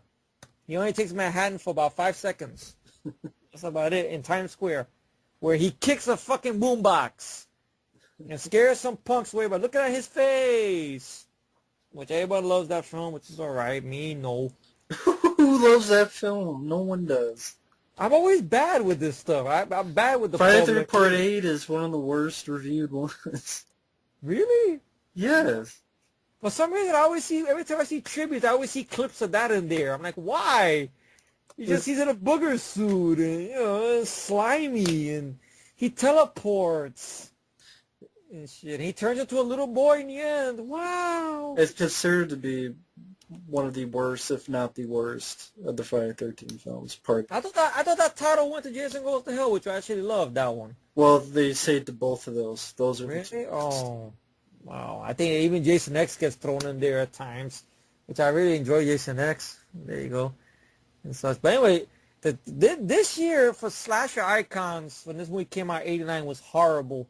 So when Shocker came along down the path, which I know a lot of films, there were 2 other films that had this similar theme, which was happening, which was Destroyer, The Horror Show, and I know a little bit after this, The First Power.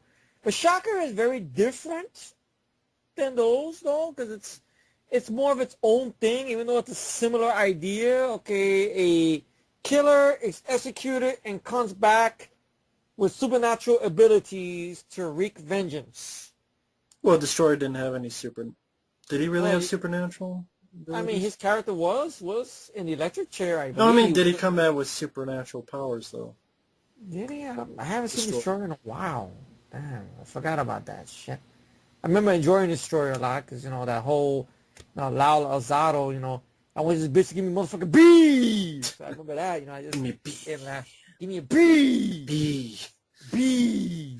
Which South Feder was going to do, then they disappeared. So I don't know what happened. That's true. Whatever happened to that one? Wow, I remember there was one point they were doing that and disappeared. Like, they were going to do it, they must have saw the film and went, nah. But I'm like, why? It's good. It's like, I always get that impression. They must have going to do it, and all of a sudden someone said, let's watch it. Oh, fuck this. And they went that way. Give me a fucking B. I just go like this. Give me a fucking DVD. But I like the film. I mean, it's nowhere in the league of Shocker, but Shocker just had a lot going for it. Just well, I mean, you know, people they say it's too silly, it's too stupid, it's not scary.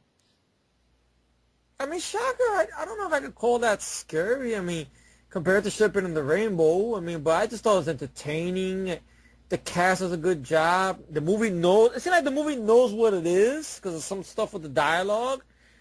Like when Michael Murphy finds some... After Mitch Pileggi's his body falls somewhere and Pinker evaporates or something.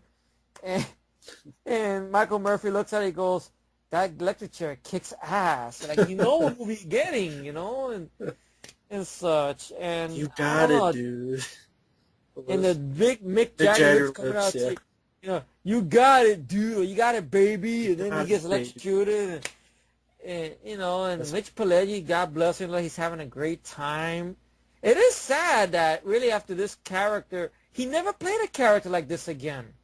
Yeah, he played a kind of like even quieter guy, like you see him in the X-Files, or even when he was hosting In Search Of, which they revamped, I think, in Sci-Fi Channel in the 90s, that documentary called In Search Of, kind of thing that Leonard Nimoy did during the 70s. Oh, In okay. Search Of.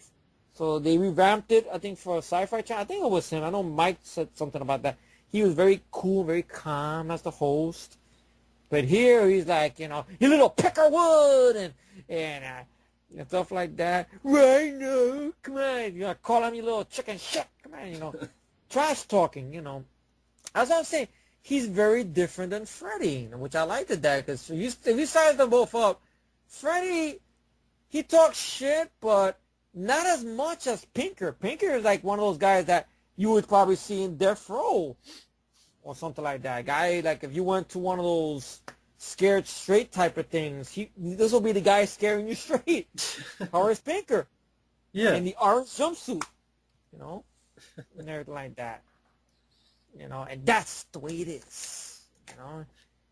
And then great lines and that fun. I love that scene where he goes through the TV and, you know, and the boxing thing going on, kick his ass, and everything. And that's the way it is. And then breaking the paper with John Tesh. That's the way it is. Him crumpling paper, throwing it in the air and stuff. Just a fun movie. And I like the fact that you mentioned that on the overseas DVD, which Wes Craven did a commentary for, which I think that's from 2008, you were saying, or more or less, that he mentions The Hidden. Yeah. So I go show you Wes Craven, I guess, did like The Hidden, I guess. But The Hidden's another film that's a good film, which we both enjoy a lot. Yeah. And whatnot.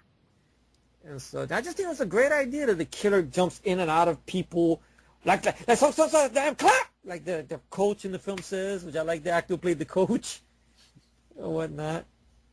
And it's fun cast. Richard Brooks playing his buddy Rhino, who's the black guy who doesn't die. Yeah, Richard Brooks. And he's not. Yeah, Richard Brooks. I probably fucked up, but he doesn't die, and he's not the comic relief, and he's a good friend because he goes through a lot of this with him or whatnot. And Peter Berg, who caught a lot of shit for his role in this film and everything like that, he did a great job. And I agree with the statement you made on your review you did of this sometime last year, where you mentioned that the Jonathan Parker character Peter Berg plays, he's a much developed character compared to Nancy, which I can imagine must have got a lot of people pissed. But you were honest, and if you're honest, that's all that matters. And I agree with you on that. Yeah. And whatnot. He is a much developed character because his little backstory, how he was a kid from an abusive home and all this other stuff, and how Michael Murphy's character adopted him and turned him into a kid who's in high school going into a football scholarship, and he's got a good girlfriend, Cammy Cooper, who was I think Allison, the character's name is. I love the love story here. I will say that. Yeah. Compared to, because I got involved. You know, it was very, you know, I liked it there with back and forth. Which, God forbid, a horror movie, you know, which you don't see horror too much today, that have likable characters that you do care about them and you do feel bad when they go. You know, yeah, that's like a lot to ask for these days. You know, it's sad. It really is, but true. It's like the Metallica song, you know. Sad but true. Sad but true. But, you know? yeah, I mean, everything I said in that review, which is like 50 minutes long, I absolutely... It was epic. Epic review, yeah. Absolutely agree with. I love Shocker to death. Mm-hmm. I love... It's fun. It is. I mean, the soundtrack... Sword and Stone by Bonfire, Shocker by the Dudes of Wrath. The Demon Bell that plays during the whole TV chase fight scene, which I love that. People get mad about that, but I thought it was perfect. I mean, you're dealing with a villain that can go through electricity. He can come in and out of TVs and go through outlets and jump into people's bodies and stuff. Of course, how else is the hero going to fight him? He cannot make traps in an apartment like Nancy did. Pinker does not kill you in your dreams. Right. Okay, Jonathan sees him in a dream. He can see where he's going to go, what he's going to do. Okay, he tries to stop him, but Pinker cannot kill him in the dreams. I mean, his woman is in the dreams, Allison, to try to communicate with him or give him a message. I know people get mad at the sappy stuff, but I liked that stuff. I don't mind the sappy shit once in a while. I don't mind it. I thought it was well done here. I mean, okay, he has this pendant that he gave her, that this is going to be the weapon that he could use against Pinker, because the power of love. And that's the way it is. And I got to do it like this. And that's the way it is. You know, like that. But we got to do something for Shocker someday. I don't know. We got to do more like, you know, commentary or something for that one. I think, didn't you tell me that there's a commentary out there somewhere with Adam Green and Joe Lynch that they did one for Shocker? Yeah, that's on their... Then they have a podcast called The Movie Crypt. Really? And I don't know if every week or every 2 weeks they have a podcast. Like they did a retrospective on Wes Craven. Oh, that's And I nice. think they also like Deadly Friend and stuff, and The Serpent and the Rainbow. They gave props and Oh, yeah, even on his Facebook, Adam Green like he posted like a picture of him with the Shocker album. oh, And that's nice. I don't like some of his movies, but I respect that at least. Yeah, yeah. I mean, the his most underrated film that Adam Green did was Frozen, not the Disney film, but his Yeah, Frozen. I really like Frozen. Yeah, I don't know. I think he did a most recent one. I think you reviewed that you said it was pretty decent. Digging Up the Marrow, I did like that as well. Yeah, But that's the right direction. But his Hatchet films, they're a yeah, different dojo altogether. Like those. and also I found like a back in 1989 a good review from Joe Bob Briggs. Get out of here! Really? Yeah, Wow. Shocker delivers 120 volts directly to the eyeballs. I Wow. Oh, Bob. mean, listen up. If you're not here to learn, leave the room. Today's topic is great mass murdering maniacs in American history. 1974, the Texas Chainsaw Massacre.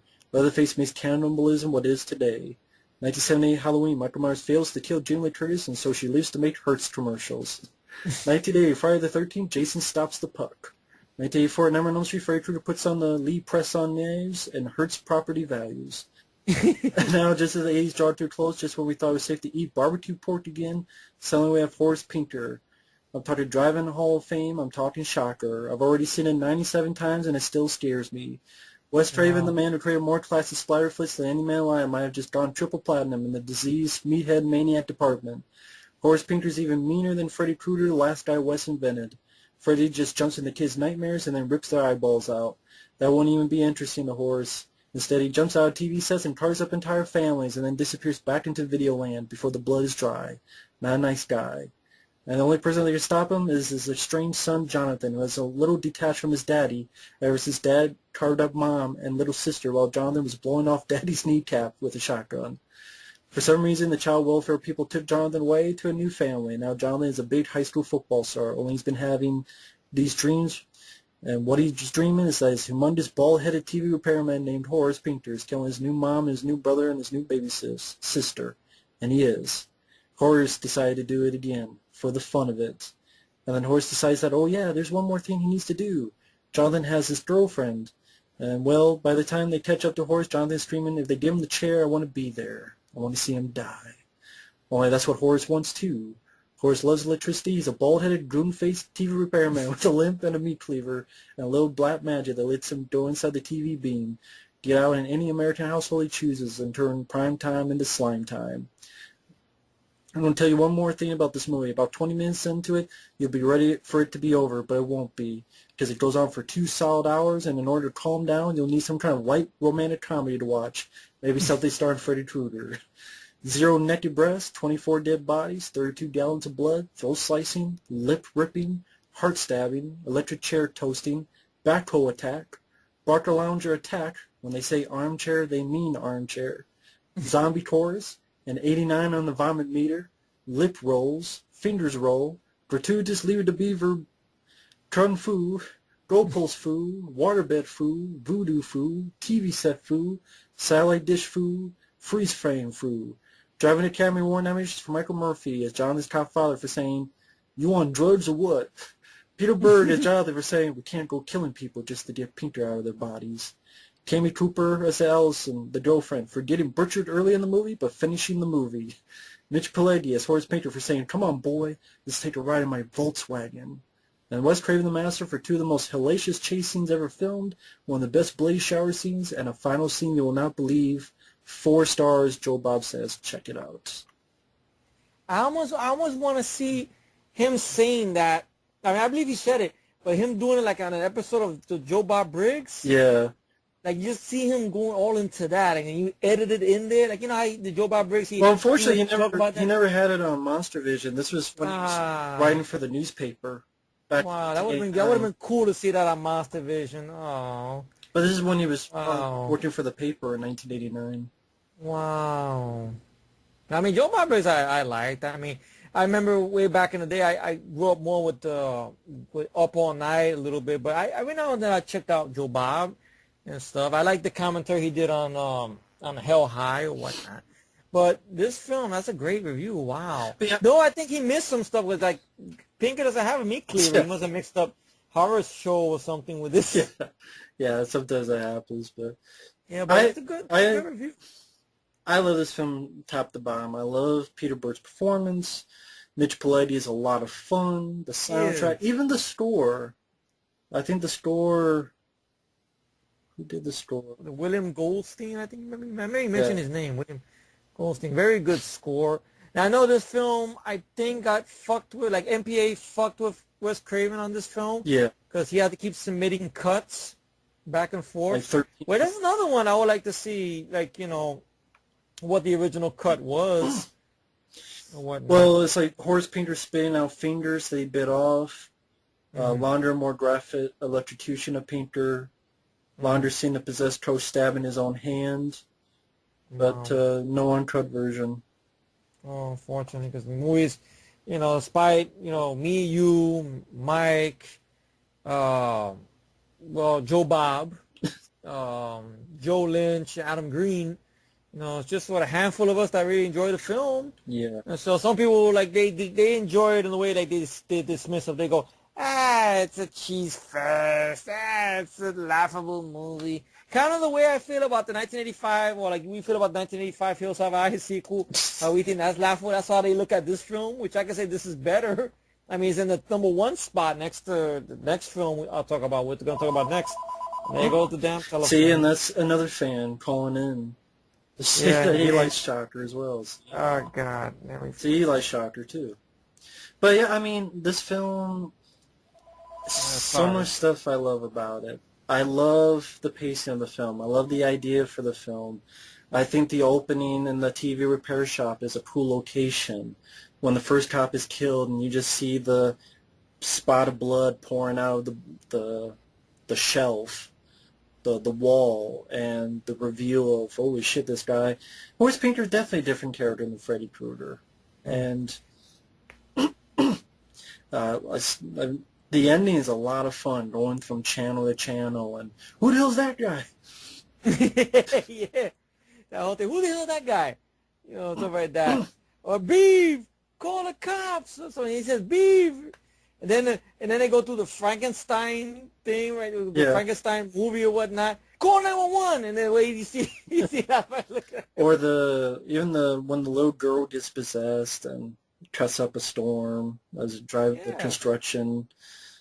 I just love Shocker to death. I mean, the guy who's possessed, the cop, actually, that's the same actor who was in Friday 13 Part 6 with the red light, with the red dot goes, you bang. That guy, that's the guy who's possessed. I'm actually it's another fun slasher movie or whatnot. But Shocker is very underrated. I got that my #1 next to the next film, more or less. And I don't know what to say about it. Great soundtrack, great story, great cast, fun movie. I don't know what to say about it, man. And excuse me one moment, folks. I'll be right back. So I guess, Matt, if you're gonna start the next one, I'll join you in a quick second. Okay, no problem. Be right back, folks. But again, final thoughts on Shocker. I really don't understand the hate for it. I think it's a fun, fast-paced movie. It's entertaining. It's funny. Biting off fingers, finger looking good. Again, the finale is entertaining. I like the love story. I thought Peter Berg did a good job acting. There is more to his character than Nancy and Elm Street. There really is. And Shocker, I found a very underrated film. And usually I love the original Nightmare on Elm Street. But, the films that you hate on, the underdogs, I kind of lean more towards just sort of how I go.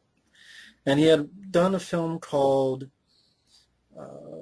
after Shocker, Night Visions, a TV movie, which was with James Remar, where a cop teams up with a psychic to track down a serial killer. 1990 film. Never saw it, though, so can't say anything about it. But the next film, The People Under Stairs, is my second favorite because I thought it was such a cool story about the themes of the rich versus the poor, in a way of black versus the white, about, this couple, which you find out is brother and sister, played by Erin McGill and Wendy Roby, who had this little girl who you find out wasn't their daughter, played by A.J. Lehner, and just the abuse she gets through, which is really tough to see, tough to watch. Your lead character is a black kid. How many R-rated horror films have a black kid as the lead hero? And it's Brandon Adams who did it. He was in The Mighty Ducks. He was in, what was that film? Ghost and Machine. He plays Fool, a.k.a. Poindexter Williams, who lives in the LA ghetto. His mom is sick with cancer, some type of cancer. His family's about to be evicted. And Ving Rhames comes in and says, hey, we go in this place, steal some gold coins. You won't be out on the street. You can fix your mom. So you really root for the little kid. And when they get in, it's such a great design of the house, all these traps within the walls.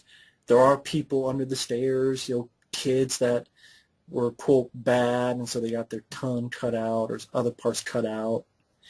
And, I mean, and just as the movie goes on, it just gets crazier and crazier. You have this guy played by Sean Whalen named Roach, who's living in the walls. You have a killer dog. You have, again, traps within the walls.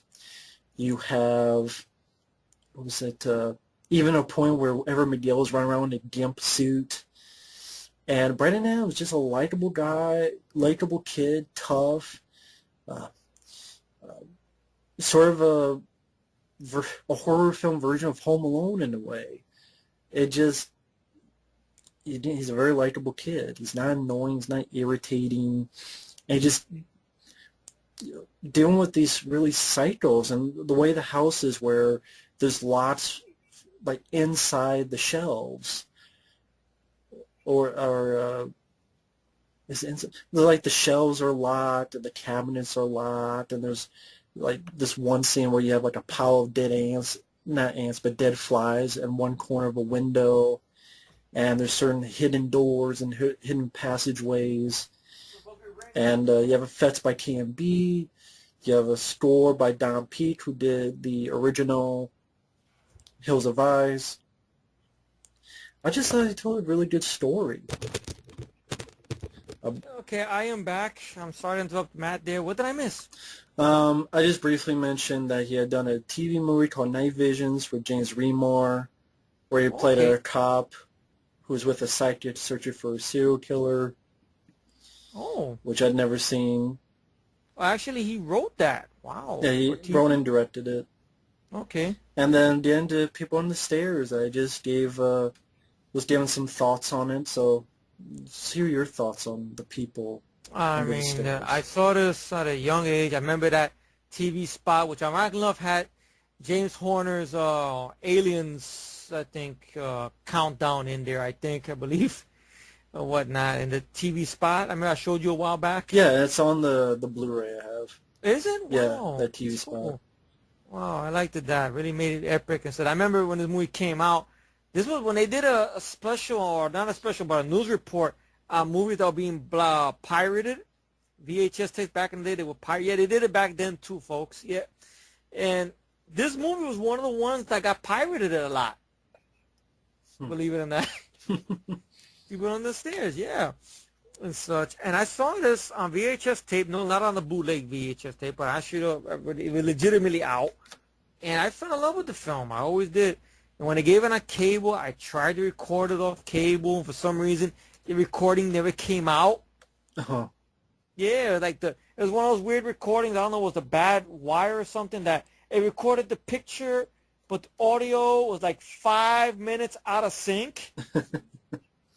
Then when I did it again, it looked worse. So I got, man. Worse. Then I was trying to, and it just looked badly out of sync. And then I tried to buy the VHS tape, and when I tried to buy it, it was a bad quality VHS tape, where the tracking was bad on it, so I threw out the tape. And then years and years later, thanks to the magic of Bootleg Mafia.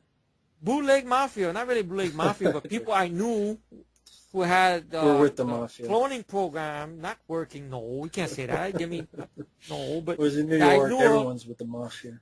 Yeah, I said, don't fuck with us. We'll put you in East River. That's it, with cement boots. And then, But anyway, I was able to get it a DVD-R, which I still have to this day. Plain bone DVD with even a shitty DVD menu. That's how lazy it is. And, like you mentioned in your most recent The video, Blu-ray, yeah. the Blu-ray and stuff like that, which has a little bit of interviews, maybe with Wendy Roby and Wendy Roby, the composer, KMB guys, commentator Wes Craven, which has a moderator, Michael Felsher. okay. And it has trailer, TV spots, some little behind the scenes from back in the day.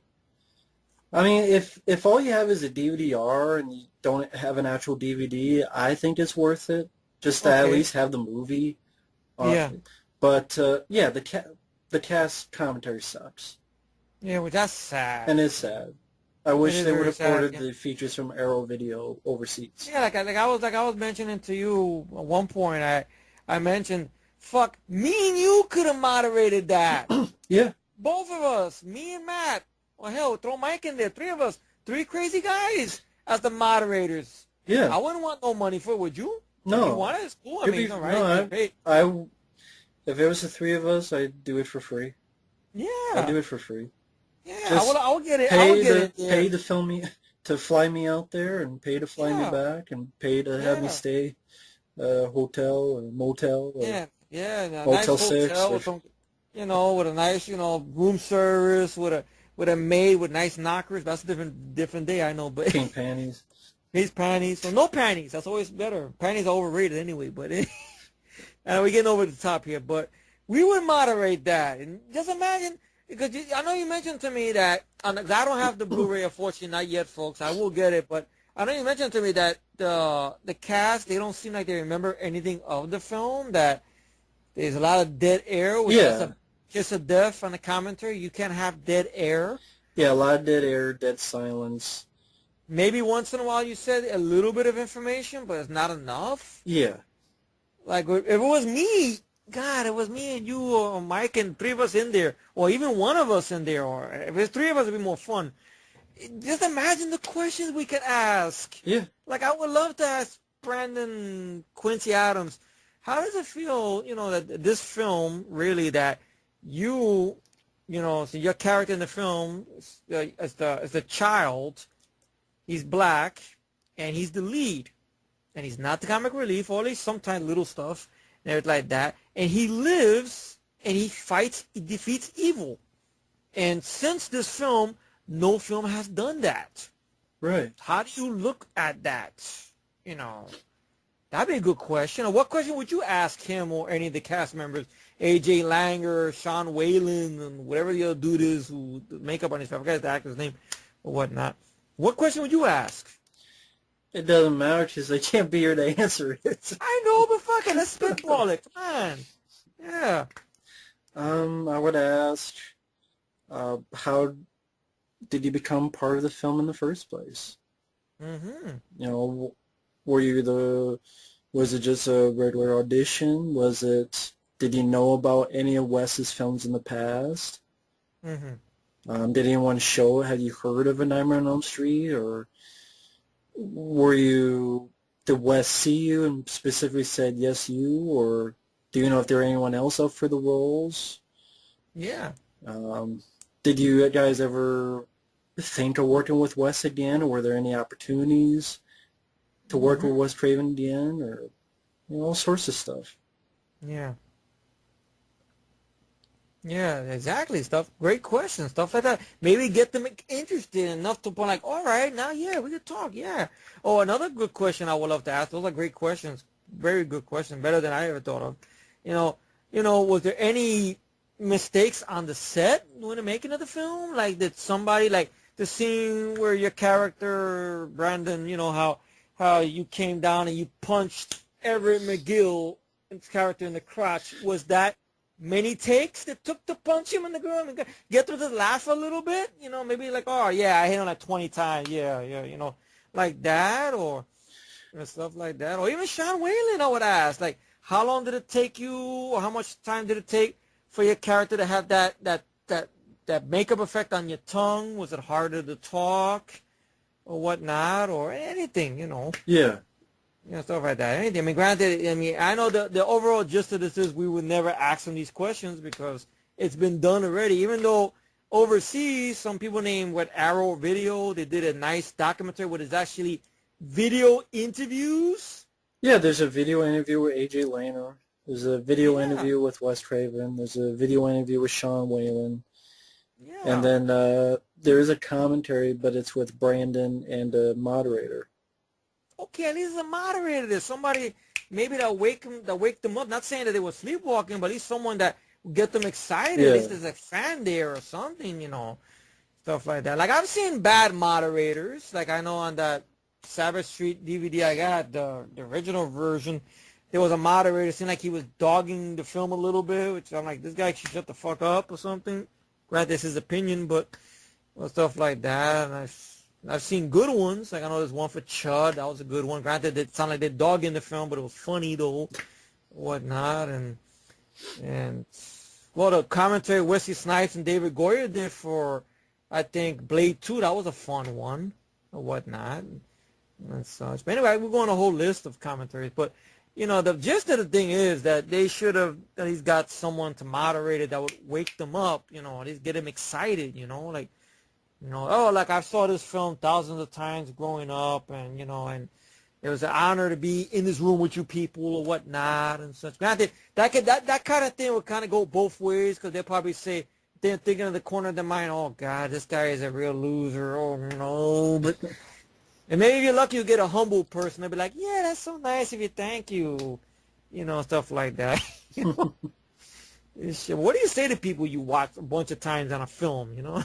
Right. And shit, it's hard. But you don't want to seem like an idiot, but you don't want to seem like a guy who's like, okay, I'm here, and I could have been jerking off, but no, I'm here with you people, so let's talk. What I mean? Well, shit. Well, this movie is a classic. I always loved it a lot. I mean, the cast was great, great lines of dialogue. The villains you do hate, Everett McGill and Wendy Roby did a great job. I think this film, did get fucked with at MPA, I think. But maybe not as much as Shocker, but at least somewhat. Yeah, not as much as Shocker, maybe a little bit, but can't remember exactly what, though. I really good movie, classic film, and underrated as well. It is very underrated. I mean, this and Shocker is a great double feature, to be honest. It is. I mean, it's fun. I think there is ironically, at one point, there was a Universal twin pack with both films in separate discs. Yeah, there was. Yeah, at one point. I don't even know if there's around now, but, but I probably will pick up the Blu-ray of this film. And Curiosity, the Blu-ray of Shocker, because I do have a DVD-R of that. I think that has that commentary, I think, from overseas. And yeah, it does. Craven, yeah. And stuff. Did you get that one or not yet? I haven't had chance. Gone through the stuff. Okay. But, yeah, interview with Mitch Pileggi, Cammy Cooper, the about 26 minutes on the music. Oh, cool. Just trailer TV spots. Mm-hmm. I did the 2 commentaries. There's 2 commentaries? Oh, yeah, so there's one that's one with the producers or with the technical people, Yeah. I think you were saying? Okay. And such. Wow. It's too bad there's no interviews with Peter Berg. 'Cause I think at one point he was interviewed, I think. I think he's directing some shitty Mark Wahlberg movie. Well, of course. I mean, Peter Berg's last maybe good directing film. I mean, I remember I haven't seen The Kingdom, which I know people go, well, why you haven't seen it? I know. Well, not many people like it, so. Really, no one likes The Kingdom? Except me. I'm very bad tonight on what people like or don't like. You notice that, folks? I am bad.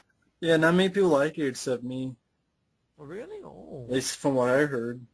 I know it flopped when it came out, and critics hated it. Oh, wow.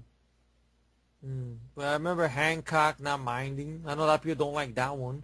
At least I think so. I know I'm making it good. I liked the movie. Hancock was good. My favorite that he directed will always be The Rundown, because The Rundown is just a lot of fun. I mean, It was a very fun movie. I guess we'll do that another day. I know I keep getting off tandem, which I apologize for that. But Peter Berg, I think he did speak good things about Wes Craven. I mean, I don't know about recently after his passing, but something about Wes Craven gave him his first shot at being a lead in a film, and whatnot.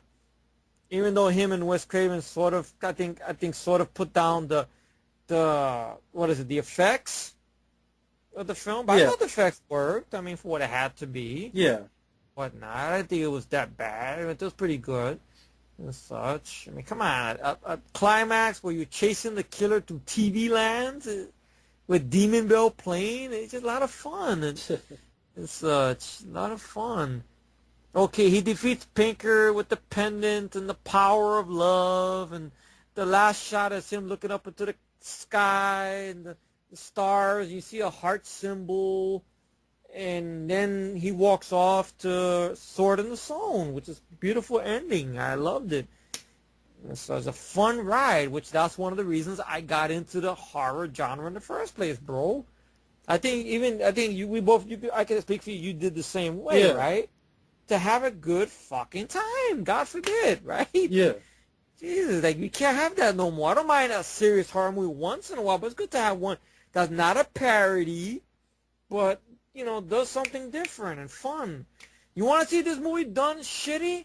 I would then look at My Soul to Take, which we get that down the line. That's a shitty version of Shocker, you know. And such, or even that one with Denzel, which is a piss poor version of First Power. Was it Fallen? God, Fallen. I remember the ending of that film. Just like, really, this? Oh God. Yeah. Man, goodness. So people under the stairs. Oh, but what are your thoughts on that rap song in the end? Don't like. Yeah, I don't know. I don't know about the rap side. It's really 90s. But I liked it. It was fun. Do the right thing. But that's me, of course. I'm the same guy. Like, it's a nightmare. It's a dream. It's a nightmare. It's a dream. Dreams, of course. It's a nightmare. It's a dream. I don't know why. Just making fun of that. I stay with Dream Warriors with Dawkins. Oh, Dawkins is a good song. You should keep it a nightmare. I'll take Dawkins. I love Dawkins. I love Dream Warriors. Yeah. But you could take the It's a Dream Walking like I do. You could take that one from the Nightmare 2 or whatever. Let's see. The next one, I guess, is Wes Craven's New Nightmare. That's true. I guess we can't count the other one because the other one was a cameo. Okay, but New Nightmare, which very smart. I remember you said you were confused at first. Yeah, because Tell that story. Because when I saw trailers of it, I didn't know what the fuck to make out of the film. Is it real film or is it not a Freddy film? I didn't know what to make of it. And I never saw the film back in the 90s. I saw it years later on IFC channel. I like one night by myself. I was just bored. Let me just check this out. And I saw it and I understood it. I loved it. Like, wow. Amazing. Real well done. And Wes Craven came back as a writer. I know this was a kind of, he reconciled with Bob Shea because I know Shocker, he admitted he was trying to do a franchise with it because Universal wanted to do something with slasher and horror because around that time period, after Shocker, they got the Child's Play films or whatnot and stuff. And then, of course, Dr. Giggles, that's another fun one or whatnot. But, so Nightmare on Elm Street movies were making all this money, and Wes wasn't getting anything of the benefits until, I guess, Bob Shea, after Freddy's dead, and something like that, contacted Wes Craven and meted with him and gave him a giant check. And Wes was like, what check is this for? He says, royalties from everything Nightmare on Elm Street, whether it be the video games, the shows, the fucking whatever, costumes. It was a money-making machine, Nightmare on Elm Street. So you guys know all about that. And Wes wasn't getting jack or shit. And Jack went to jack off somewhere. That was about it. And now he got this big chunk of money. Because Freddy is the house that New Line... New Line is the house that Freddy built. Freddy, baby, I fucked up. I'm all fucked up today. And I'm not on drugs or alcohol or anything like that. It's just me. I was born a blonde, ironically enough, so maybe that's all this blonde shit. I don't know. I guess discombobulated sometimes with the phone ringing off the hook. Freddy's a house in New Line built him. Yeah, right. Oh my God, I fucked up. That's okay. It's been so long since I did anything with you, Matt. That's what it is. What the fuck is wrong with this guy, Matt? I don't know. I just look. My heart is in this. Really, It is, folks. But it's just everything. I'm very bad at figuring out what people like or don't like. That's why. But anyway, going back into this, he got paid and most likely laid, but a big chunk of money. So, then they said, "Oh, can you work on maybe something with Freddy?" But you killed him off. But figure something out. So Wes just figured stuff out, started writing. He kept in touch with Henry Langenkamp and Robert Englund over the years. And I think that's one of the reasons Henry Langenkamp came on for Nightmare 3, because Wes Craven's name was attached to it, but she thought that he was going to direct it. Yeah. Well, that didn't happen. Chuck Russell directed, and Frank Darabont and him did writing, because Craven's script was rejected with Bruce Wagner. So she came on board and did that one. And they were like, but I got killed off. But Wes says, I have an idea. Trust me. So he made a very well-done script. Yeah. I would say very smart. I mean, I don't know. Has he written anything else? I mean, well, he didn't write the Scream films. Kevin Williamson did that. But everything else, writing-wise, well, anyway, I guess we'll get to more of that online. But I could say it's one of his ambitious scripts. Yeah. Very, very well done. I mean, New Nightmare. God, I mean, what's to say? I mean, it stands by itself pretty much. I mean, Robert Englund comes back as Freddy, darker Freddy. I like his newer look he has in the film. Well, seriously, he worked on the screenplay for Pulse. Which, holy shit, this movie sucked. Which Pulse? Oh, the one from the Millennium? 2006, he's one of two screenwriters for Pulse. Wow. I thought he produced that one. He did as well. Wow. Well, Wes needs to get paid, I guess. So, yeah, I mean, and he wrote My Soul to Take. Well, I know there was a lot of problems with rewrites, but still, I think, doesn't that have a commentary, Matt? Yeah. Wow, but I don't think it's worth it just for the commentary, right? Yeah, Jesus. I don't remember it. Commentary. Wow. And that was a 3D movie, I'm right enough. Oh, but I guess we'll get more into that later on. But yeah, Wes Craven's New Nightmare I thought was a very original. It was very... It kind of did what Scream 3 did before Scream 3, sort of. Am I making sense? I don't know. Or even Scream 1. I mean, Scream, before that, sort of, Yeah, or even Scream 1. I mean, it was taking what was in the past and saying, okay, those were movies that actually exist in this world. Mm-hmm. Now this is the real thing. It was just a really great play on stuff. Heather Langenkamp playing herself. She did a great job. And John Saxon as well.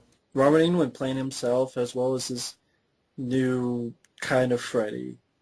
Yeah, very creepy. I liked it, the demon eyes they added to this Freddy with the trench coat, which I think that was a callback to, I guess, maybe the original idea with David Warner. Even the glove. I won't even go on. I love the glove, because the glove he uses in this film is actually the one you see in the poster of the original Nightmare on Elm Street.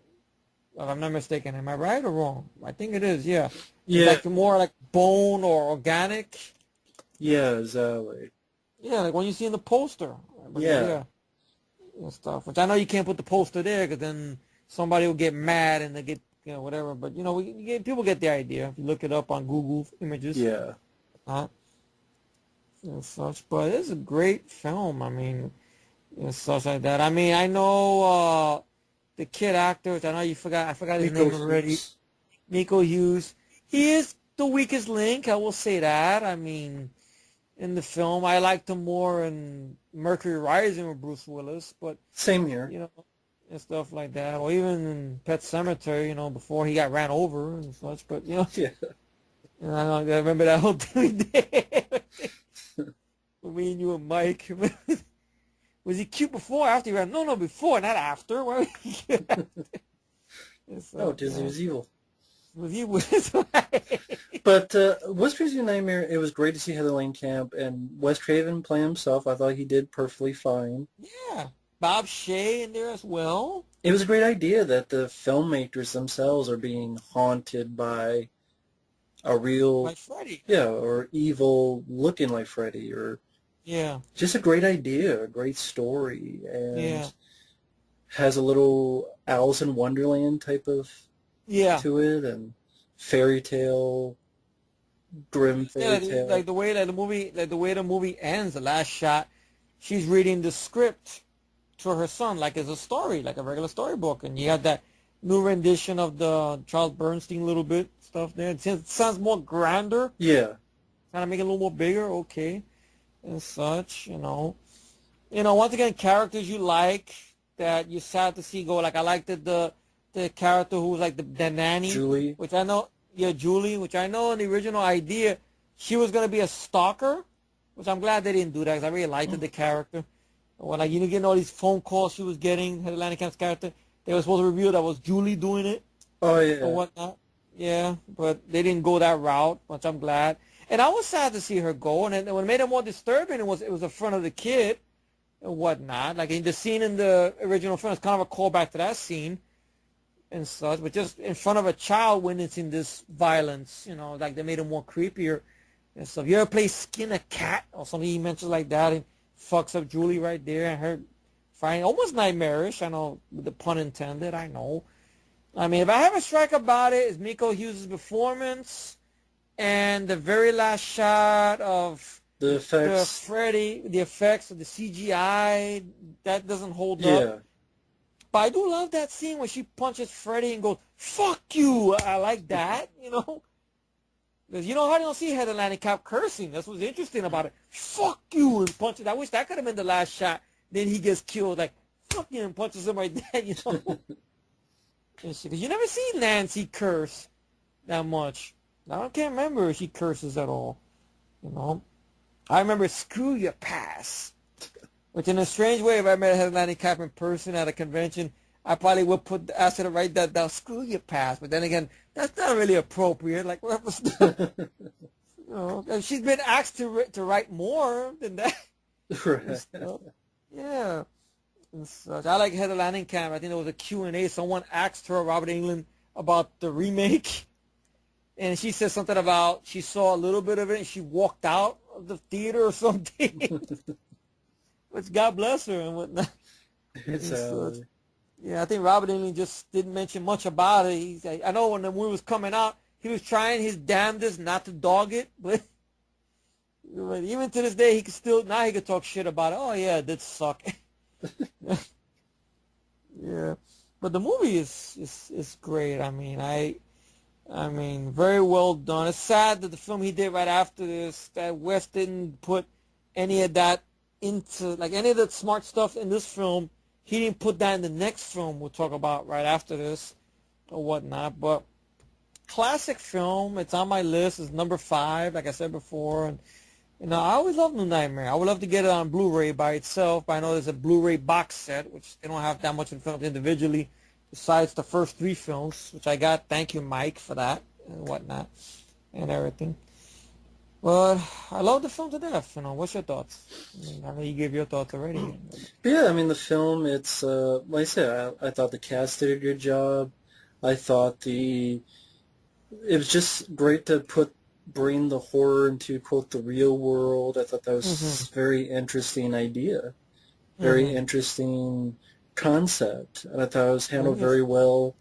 Yeah, I'm not a big fan of Miko Hughes. Yeah, the effects in some of the finale is not that great, but other than those little problems, it was nice to see Heather Langenkamp come back, and just how original and how when it came out, it didn't really do much. It was, I think critics liked it though. I remember seeing critics liked TV it, spots. They liked it. They thought, "Wow, Wes Craven." but it Wow. didn't make much money though. And maybe because around this time period, really, these type of films really were not Popular. the money makers, I guess.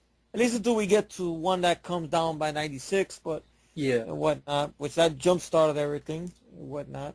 But it was such, But yeah, it was such a new, original movie. I think that's just yeah, really. even though at the time when I saw trailers of it, I'm like, like, I don't get it. It took me years later, folks, on cable one boring night, IFC channel, when they were giving it, like way before IFC channel had commercials like they do nowadays. But I was able to sit down and watch it, and I had a good time. And I got I got that triple pack that has the movie on there, which Nightmare 5 and shit. But and whatnot, I could watch Freddy's Dead as a time waster because of his little moments. But like I say, I like New Nightmare more or whatnot. But good movie, great film, great film. I don't know if you can call it a sequel. It's sort of its own thing, really, if you think about it, right? So standalone-ish, right? I think 10 years since the first film, ironically enough. 84, 94, Matt. Think about it, right? So Yeah. yeah, so well, Just in their swim. well, Eddie Murphy as fucking Dracula or as fucking vampire in Brooklyn. Oh, Eddie, Eddie, Eddie. Eddie, Eddie, Eddie. Eddie! Oh, God. Anything you want to add? Is that... Wes Craven says the movie was difficult to make because Eddie Murphy didn't want to be funny and wanted to play his character totally straight. Well, fuck you, Eddie. And then Eddie Murphy shows how much of a dummy he is. It was the only way I was able to do Night Professor and get out of my deal Paramount. I had to do Vampire in Brooklyn, but you know what ruined that movie? The wig. So it tells how serious he is about anything. You don't give a fuck.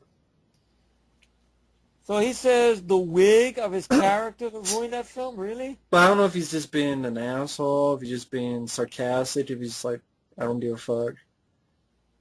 Vampire in Brooklyn. I remember Vampire in at one point... Bitchfield. I just remember, I think Mitch Pileggi was in this Iraq Love in this film for a little scene. I just remember hearing that Will Smith at one point was attached to this. I don't know if he was going to play the Alan Payne character or he was going to play the Kadeem Hardison character. Part of me wants to believe it has to be Kadeem Hardison because Will Smith during that time period, I mean, or maybe not. Wait, this was 95, it was 94, 95, no. He probably would have played Kadeem Hardison character because he was still known as the Fresh Prince until Bad Boys came out later that year. That's a better fucking movie than this movie and whatnot. I mean, very boring. The humor that's in it is not funny at all. Not even to the standards of Wes Craven's little stuff, like the levity stuff he throws in his other film, like in People Under the Stairs, or the levity he throws in Shocker or whatnot. And so it's not even that in that dojo or that domain.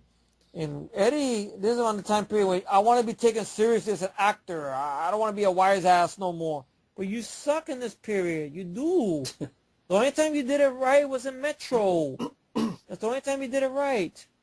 You suck at this time in this period. Well, Beverly Hills Cop 3. I don't want to be a wise ass no more because your fucking character is an asshole trying to be like Wesley Snipes. You're not Wesley Snipes. You're Eddie Murphy, motherfucker. And then Alan Payne, he's your lead, but he's boring. He's just nothing much to. Alan Payne is a good actor. It's just he's not given anything to do. Yeah. No. Angela Bassett, good actress, but she's really a damsel in distress, really. She doesn't do shit. She gets bitten. It's trying to even go that whole Dracula route. Oh, he's looking for this woman, and he bites Kadeem Hardison. Kadeem Hardison becomes his Rimfield. Kadeem Hardison didn't do a bad job. Like, if it was Kadeem Hardison playing the guy who has to be the lead going up against Eddie, or even like the idea that you were thinking about, like, Eddie Murphy doesn't play a vampire. He plays an irregular guy in an extraordinary situation, like he did in I Want the Knife. The Golden Child, yeah. Yeah, I referenced that throw in there from. Yeah, that's what I thought when I first heard about it. I thought that's what it was going to be like. His version of Fright Night, his version of Fright Night, really. Yeah, like playing a regular guy in a situation. Maybe he witnesses something, or he believes there's vampires. Nobody believes him. and whatnot and stuff like that. But they didn't go that route. They just Well, went remember very this time he wanted to be Candyman? yes. See, Thankfully, thankfully they didn't let him. You see, you want to see how he would have been as Candyman? Look at this film. That's a perfect example. yeah, Perfect example. You hit it right on the nail, bro. Perfect example. that's where Eddie's mind was at. Oh, I want to be the Candyman. Oh, no, I want to be Wesley Snipes. I want to. Well, you're not. You gotta know what you are. I know that's a mean thing to say. I know he wanted to stretch out and do other things at the time. He was experimenting with singing, which I like Party all the time. But the other songs like What's Up With You, he did with Michael Eyes Jackson. out with And you. What's Up With You, and all these other songs. Well, I don't know, Eddie. And then you could say that started with Harlem Nights, with him trying to direct Horrible, movies and whatnot. You know, with him and Richard Pryor. horrible movie. And Coming to America, I could watch, but hearing the Overrated. I'm backstories, sorry. Coming to America is overrated. I like the film. I don't hate the film. yeah. But everyone always praises it. I can name 5 others I think are better. I mean, I can say there are better films than Coming to America. Metro, I think, is better. But Golden Child, I think, is better. Elio's Cop 2. I think that's better, too. But Coming to America gets the pass. Again, I don't hate the movie. I like it. I know, I but do the think stuff it's behind the overrated. scenes where you hear that, you know, Eddie was an asshole on set to John Landis until a point where there was a physical altercation Yeah. or whatnot and such and everything. I know Eddie kind of, you know, talks, you know, he admits back then he wasn't the nicest guy, I guess, or whatnot. You know, like I think with Letterman or somebody brought up something about that incident and such. He goes, yeah, that was just a long time ago, yes, and everything like that. But Eddie, I mean, that movie, It's not such a funny. disappointment. It's not scary. So what is I it? remember it being boring. It's just not a comedy. It's not horror. What is it? That's a great question. That'd be a good title for a rant. Vampire Brooklyn. It's not horror. It's not comedy. What the fuck is it? This would be a good title if you ever yell about Yeah, it. but it would probably be too long of a title to fit. Which is it? That'd be a good title. Which is it?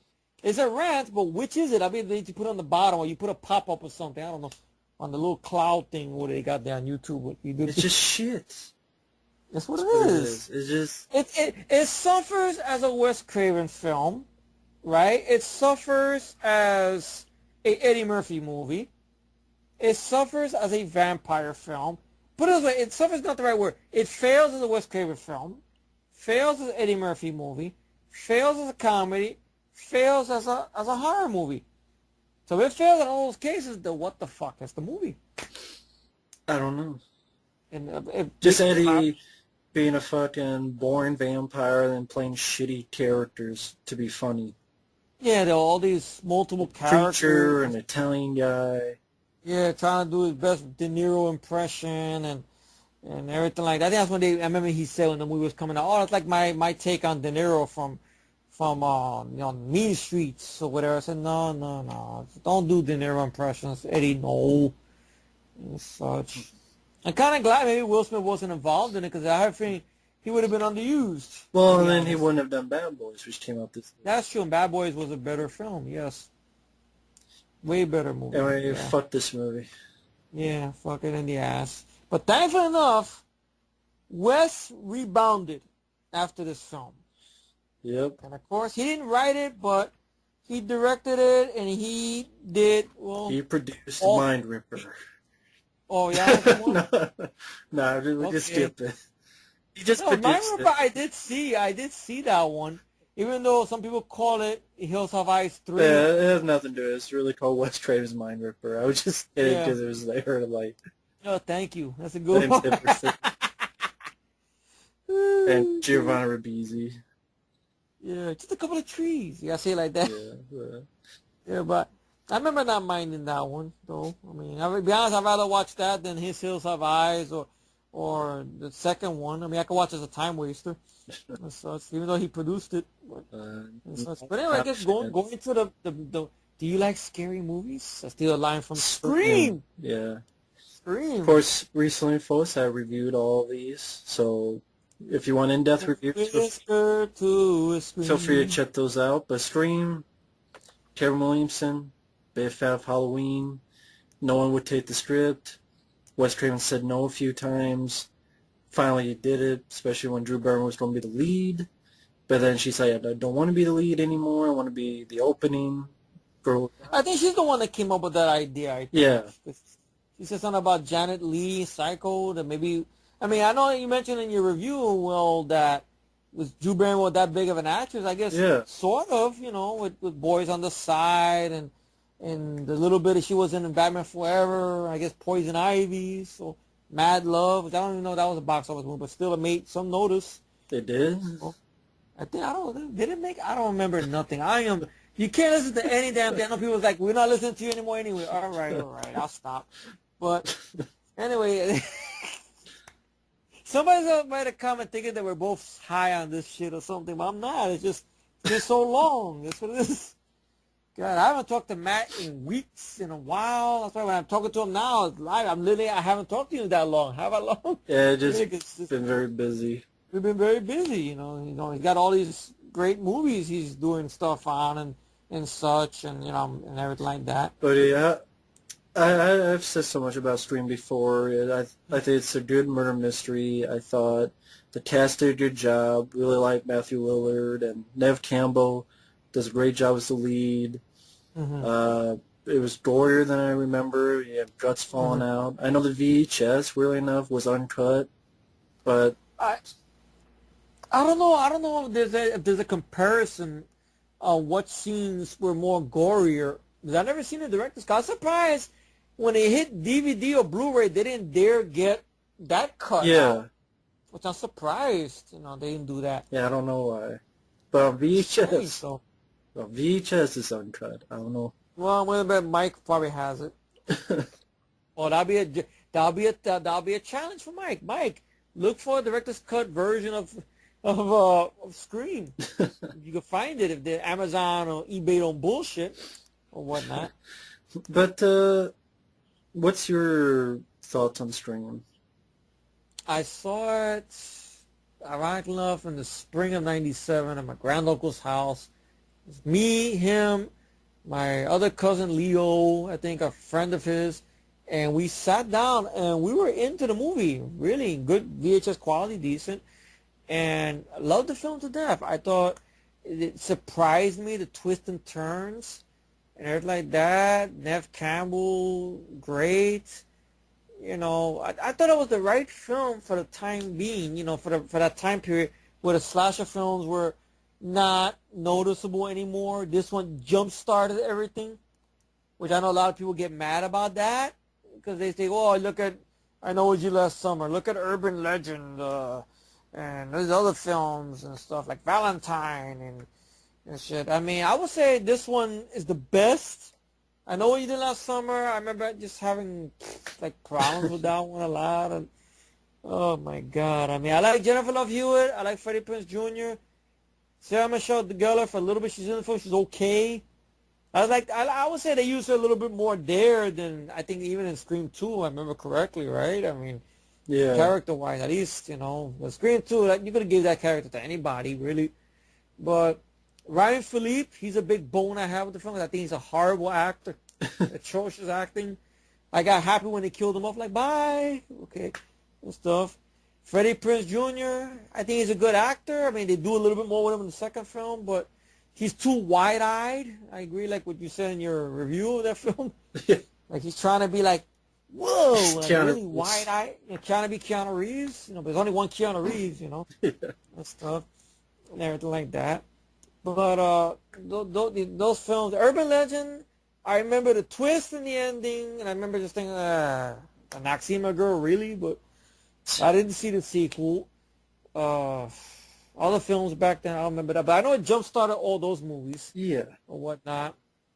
And it's a great film, great twist. I like the dialogue. I mean, the soundtrack, the score by Marco Beltrami, well done and such. I remember, I know when you did the review of it, you didn't like Wes Craven's cameo. When I first saw it, it's a funny story. When I first saw it, I didn't know that was Wes Craven. It was just random. I didn't know. I was watching it like, oh, Gary Janitor.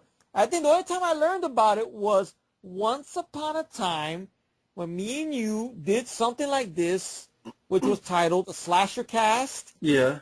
and this movie came up, and I mentioned that janitor scene, and you said, that's Wes Craven. I go, get the fuck out of here. I didn't know that was him.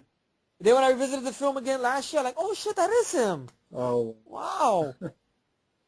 I know Wes Craven did it as a goof. I know you said it was felt out of place, but it didn't bother me. It's just, I looked at it like, wow, really, Wes? You dressed up like Freddy too? Like, my goodness, Wes. Oh well, but Henry Winkler was great as the principal. Though I think he was there. There was a lot of red herrings in this. I know, like Prom Night gets referenced, which I love Prom Night. The '80 film, not the new film. Fuck that film or whatnot. But great film. Just a lot of fun. Great characters. It had an innocence to it because it's the first one. I love it to death. I don't know what this is saying. I love it to death. Yeah, it's... The soundtrack in the end, whisper to... I just love it. Love it. Yeah, I agree. I mean, one more thing to say about Scream that hasn't been said. It's clever. It's... The real game changer, not the shit in the woods. I would say this is the real Cabin game in the changer. Woods, right? Yeah, Cabin in the Woods. I call it shit in the woods because it's shit. Matthew Lillard was fun. Yeah, all the cast did a great job. Yeah, great dialogue. Sid, did you really call my parents? Yes, I did. Oh, they're gonna be so mad at me. Said more or less like that when he said it. It's fun. Great dialogue and such. Jamie Kennedy, I really hated what it did. I mean, I guess we're going to get to that next. Yeah. But I don't want to get ahead of myself. But great cast, a lot of fun, great mystery. I don't think there's ever been a slasher mystery. Was there even one after this that was as good as this, really? That had the fun factor? There was a mystery. The slasher that was a mystery. I came years after Scream. Anything recent? Really? Not really. I can't think of anything. Not with the mystery, no. Oh, it was well done. Well done. And the movie, I know, it got released in a very awkward time. Like, what was it, in December? Yeah. Which was a strange time to release a movie of this type. And the word of mouth got around, and the movie became big. Yeah. And I think out of all of them, I think it's still the most grossing ones, I think. Oh, yeah, over 100 million. Wow, and it deserved it. It's not one of those films you see today that makes 100 million. You look at it like, I don't get it. You look at it, you get it. You're like, wow, it's great. I mean, the behind-the-scenes stuff about it, how some stuff was cut back, and how they were going to film at this school, and the people in the school found out about it and just told Wes Craven and the cast and people to fuck off. And I think even in the end credits, they say no thanks to this school or whatever or whatnot. And, just a good fucking movie. Karen Williamson, kudos to him and whatnot. And it's kind of like really ignited his career as well. And I know Wes Craven didn't want to jump into another horror movie again, but, he did a good job with the direction. It was well done and such. I wonder if any of the cast members from Scream have spoken up about, Wes's passing, more or less. Yeah, I know there's testimonials online about, like, David Arquette and such, about his passing, Tony Cox and so forth. Mm-hmm. But, yeah, classic movie, not much more can be said other than that. But, Scream 2... Well, that's a different domain right there. I mean, I could watch it. Yeah. But it's probably the one in the bunch I would watch the least. Yeah. But I could watch it, though. I mean, but I can understand this film has a shitload of problems for a sequel. Because for one, it's rushed. That's one thing. And another thing is you put characters in there you don't do nothing with. Like Dewey, I don't know. I remember I talked to you about this. They got him in there with the music they stole from Broken Arrow, which is good music and whatnot. He has a little presence to him, but they don't do nothing with it. When they're looking for the killer, he's limping and he's got his finger out. No gun, no knife, no sharp sticks, nothing. And when they're going around the campus and they think they're talking to the killer, he's throwing himself at people. Yeah. I'm like, is that your weapon, David? Dewey, really? You gonna throw yourself at people? Really? It is funny. In the one scene where he's in the when he gets done in, as we think, he's same thing. He's limping with his finger out. I'm coming. Hold on, Gail. I'm like, what are you gonna do, Dewey? At least grab a baseball bat or a fire extinguisher or a broken chair or anything. Yeah. Like, what are you doing? You gonna use kung fu at the Ghostface? That'd be interesting to see with your limp. Which, by the way, disappears in part 4, which you get to more of that later.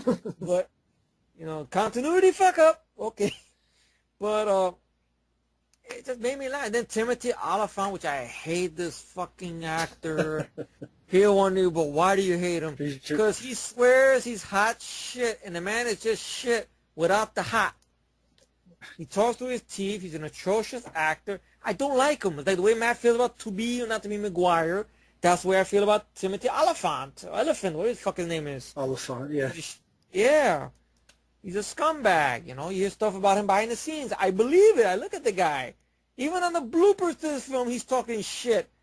When somebody makes a mistake, oh, wow, and you went to Juilliard? I'm like, shut the fuck up, please. Son of a bitch. But that's one thing I could take about this film. His character gets done in good. It's yeah, but that's a thing right there. Okay, he gets done in. I don't wish harm on the guy. I'm just saying, well, he's a shitty actor. That's all I can say on that.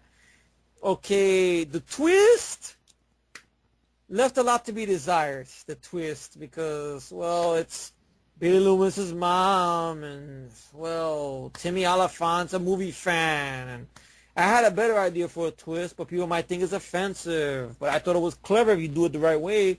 Because you had 2 black people in the film, Dwayne Martin and Elise Neal, I believe her name is, who plays the friend of Nev Campbell. And I was thinking maybe in a way you can make them the killers. But I don't know, it'd be too much of a touchy issue. The black people are the killers.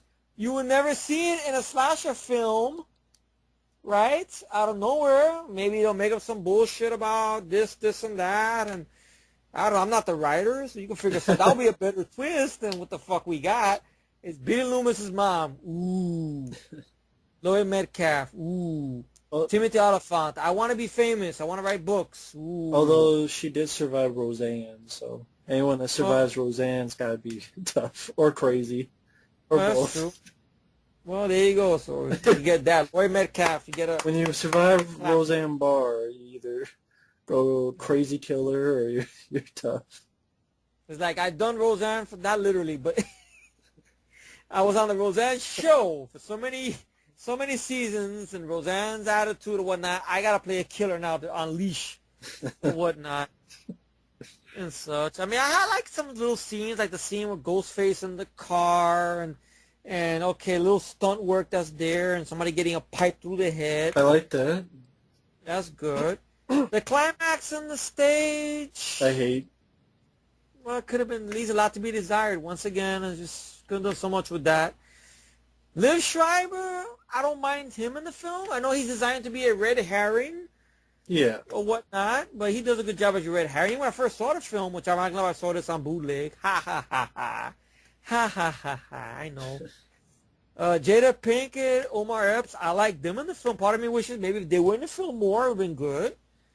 And such. I know it's kind of an eerie opening, with her character dying in a movie theater, especially when you hear about all these things happening these days in movie theaters and such. It's kind of a little eerie, Yeah. I mean, looking at it now, retrospective or whatnot. Even though the comment about Sandra Bullock makes no sense, I know, like you said in your review. But this film, I can still watch it, though, compared to the last one in this franchise, though, despite its balance. Another thing I have about this film is the dialogue with Jamie Kennedy. Because Kevin Williamson, I know when he wrote this, he did it, I guess, in and out, because he was busy working on Dawson's Creek, and he was busy doing... Bob Weinstein wouldn't leave him the fuck alone. He kept on pulling him away to do this, pulling him away to do that. So maybe that's why there's a little problems with the script, I guess. Yeah. The stupid thing where they're in film class and they're talking about sequels and they mention aliens and stay away from her, you bitch. No, it's not. It's get away from her, you bitch. If it's English class, I can understand, but... No. It's reverse. Ripley does say get away from her. Get away from her, you bitch. But I think what And, he's trying to say is stay away from her. yeah, but right? I think you said it in reverse. I said, I am messed up tonight, folks. Disney says stay away from her from aliens, and he says get away from her, and that's why I'm like, no, it's reverse. The scene in Aliens is get away from her. Maybe I am getting dyslexic. I don't know my age. I'm 36, folks. I got no hair on my damn head. I'm sure if Matt puts a picture here, it's a younger picture of me with hair, more or less. Unless I take a most recent picture of me and put it there, but I doubt it. Forget it. He's baldy. No shit. But anyway, I mean, that dialogue and then the stupid thing with Jerry O'Connell, which I like Jerry O'Connell as an actor. I hated what he did with his character in this film and whatnot. That he's singing to Nev Campbell, I Think I Love You. Yeah. And then Elise Neal goes to Timmy Scumbag and goes, what is he doing? Oh, it's from Top Gun. No, it's not. No, it's not. Top Gun is him and his buddies. You lost that love and feeling. And he's singing, I Think I Love You. So there's a lot of fuck-ups. And I'm guessing that's Bob Weinstein pulling away Karen Williamson, or Karen Williamson making fuck-ups. I don't know. I wasn't the fly or the I don't know cockroach. either. I mean, who knows what really happened. But from what I gathered from that documentary, he was pulled away a lot by Bob Weinstein to do this, do that, do this, do that. Please fix the script with the faculty. Please, look, if you do this, I'll let you direct. Well, he wrote the faculty. He didn't just write this. He wrote. But I think it was people that wrote it, and I think maybe he polished it. I think. Huh. Cause I don't know. I remember seeing different names for writers. I think, and maybe he polished or he fixed up the script. I remember seeing two different names on there. I don't know why. I could be wrong. Once again, I'm not running on a full mixture tonight, folks, or today, whatever you're listening to this time of day you're listening to this. So yeah, yes, in 1992 wrote the script, and then after Scream, they had Williamson do rewrites, rewrote the dialogue, add new characters, and then he was going to direct it, but then Robert Rodriguez directed it. Oh, really? I didn't know he was attached to direct that. Wow. But then he did that Teaching Mrs. Tingle. Which I remember being forgettable, though. I know that was based on a script he had a long time ago. Yeah. That was a different script. But, I mean, he was being pulled in all directions. Maybe that's why. Or maybe he made fuck-ups like everybody else does. So I know he was also doing the H2O script, which I think that got fucked around with as well, or whatnot. Because I think his script had continuity with Halloween 4 and 5. Yeah. But I guess they took that out. Maybe that was for the better, because I think it works better on its own, but and such. But I guess he wanted to include that continuity. I know it was a climax involving a helicopter and shit. But back to Scream. Although it's hard to watch H2O nowadays. Really? Because, just watching the features and knowing that from the get-go on H2O was that whole bullshit with Resurrection. Oh, yeah, how they, what is it, Mustafa Akkad. And but from the get-go, they had to play it both ways. There was the fucking paramedic bitch. Yeah. Which, I don't know.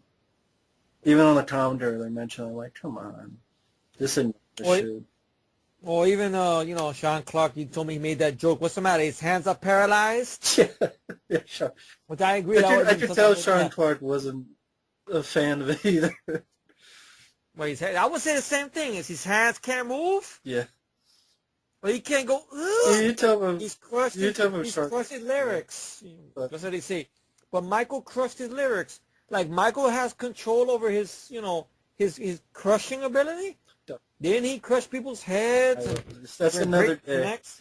I know. I'm sorry. I get sidetracked, folks. But Scream 2. Apologize once again for that. Jamie Kennedy didn't care for what happened to his character. Yeah. It was a very stupid way for him to go, to be honest. I would love to see an alternate where his character actually got to kill the killer and get the girl. I think Jamie Kennedy would say the same thing. Yeah. Because even in that documentary, he mentions that he wasn't happy about his demise.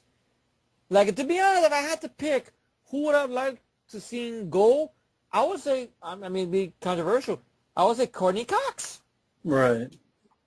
Okay, I don't want to see Jerry O'Connell die or him be the killer, but you know, you could have him, okay, he goes his way and he goes that way and he's not the killer. It's just, okay, he's just away from Sydney, I guess, or something like that. Sure. Okay.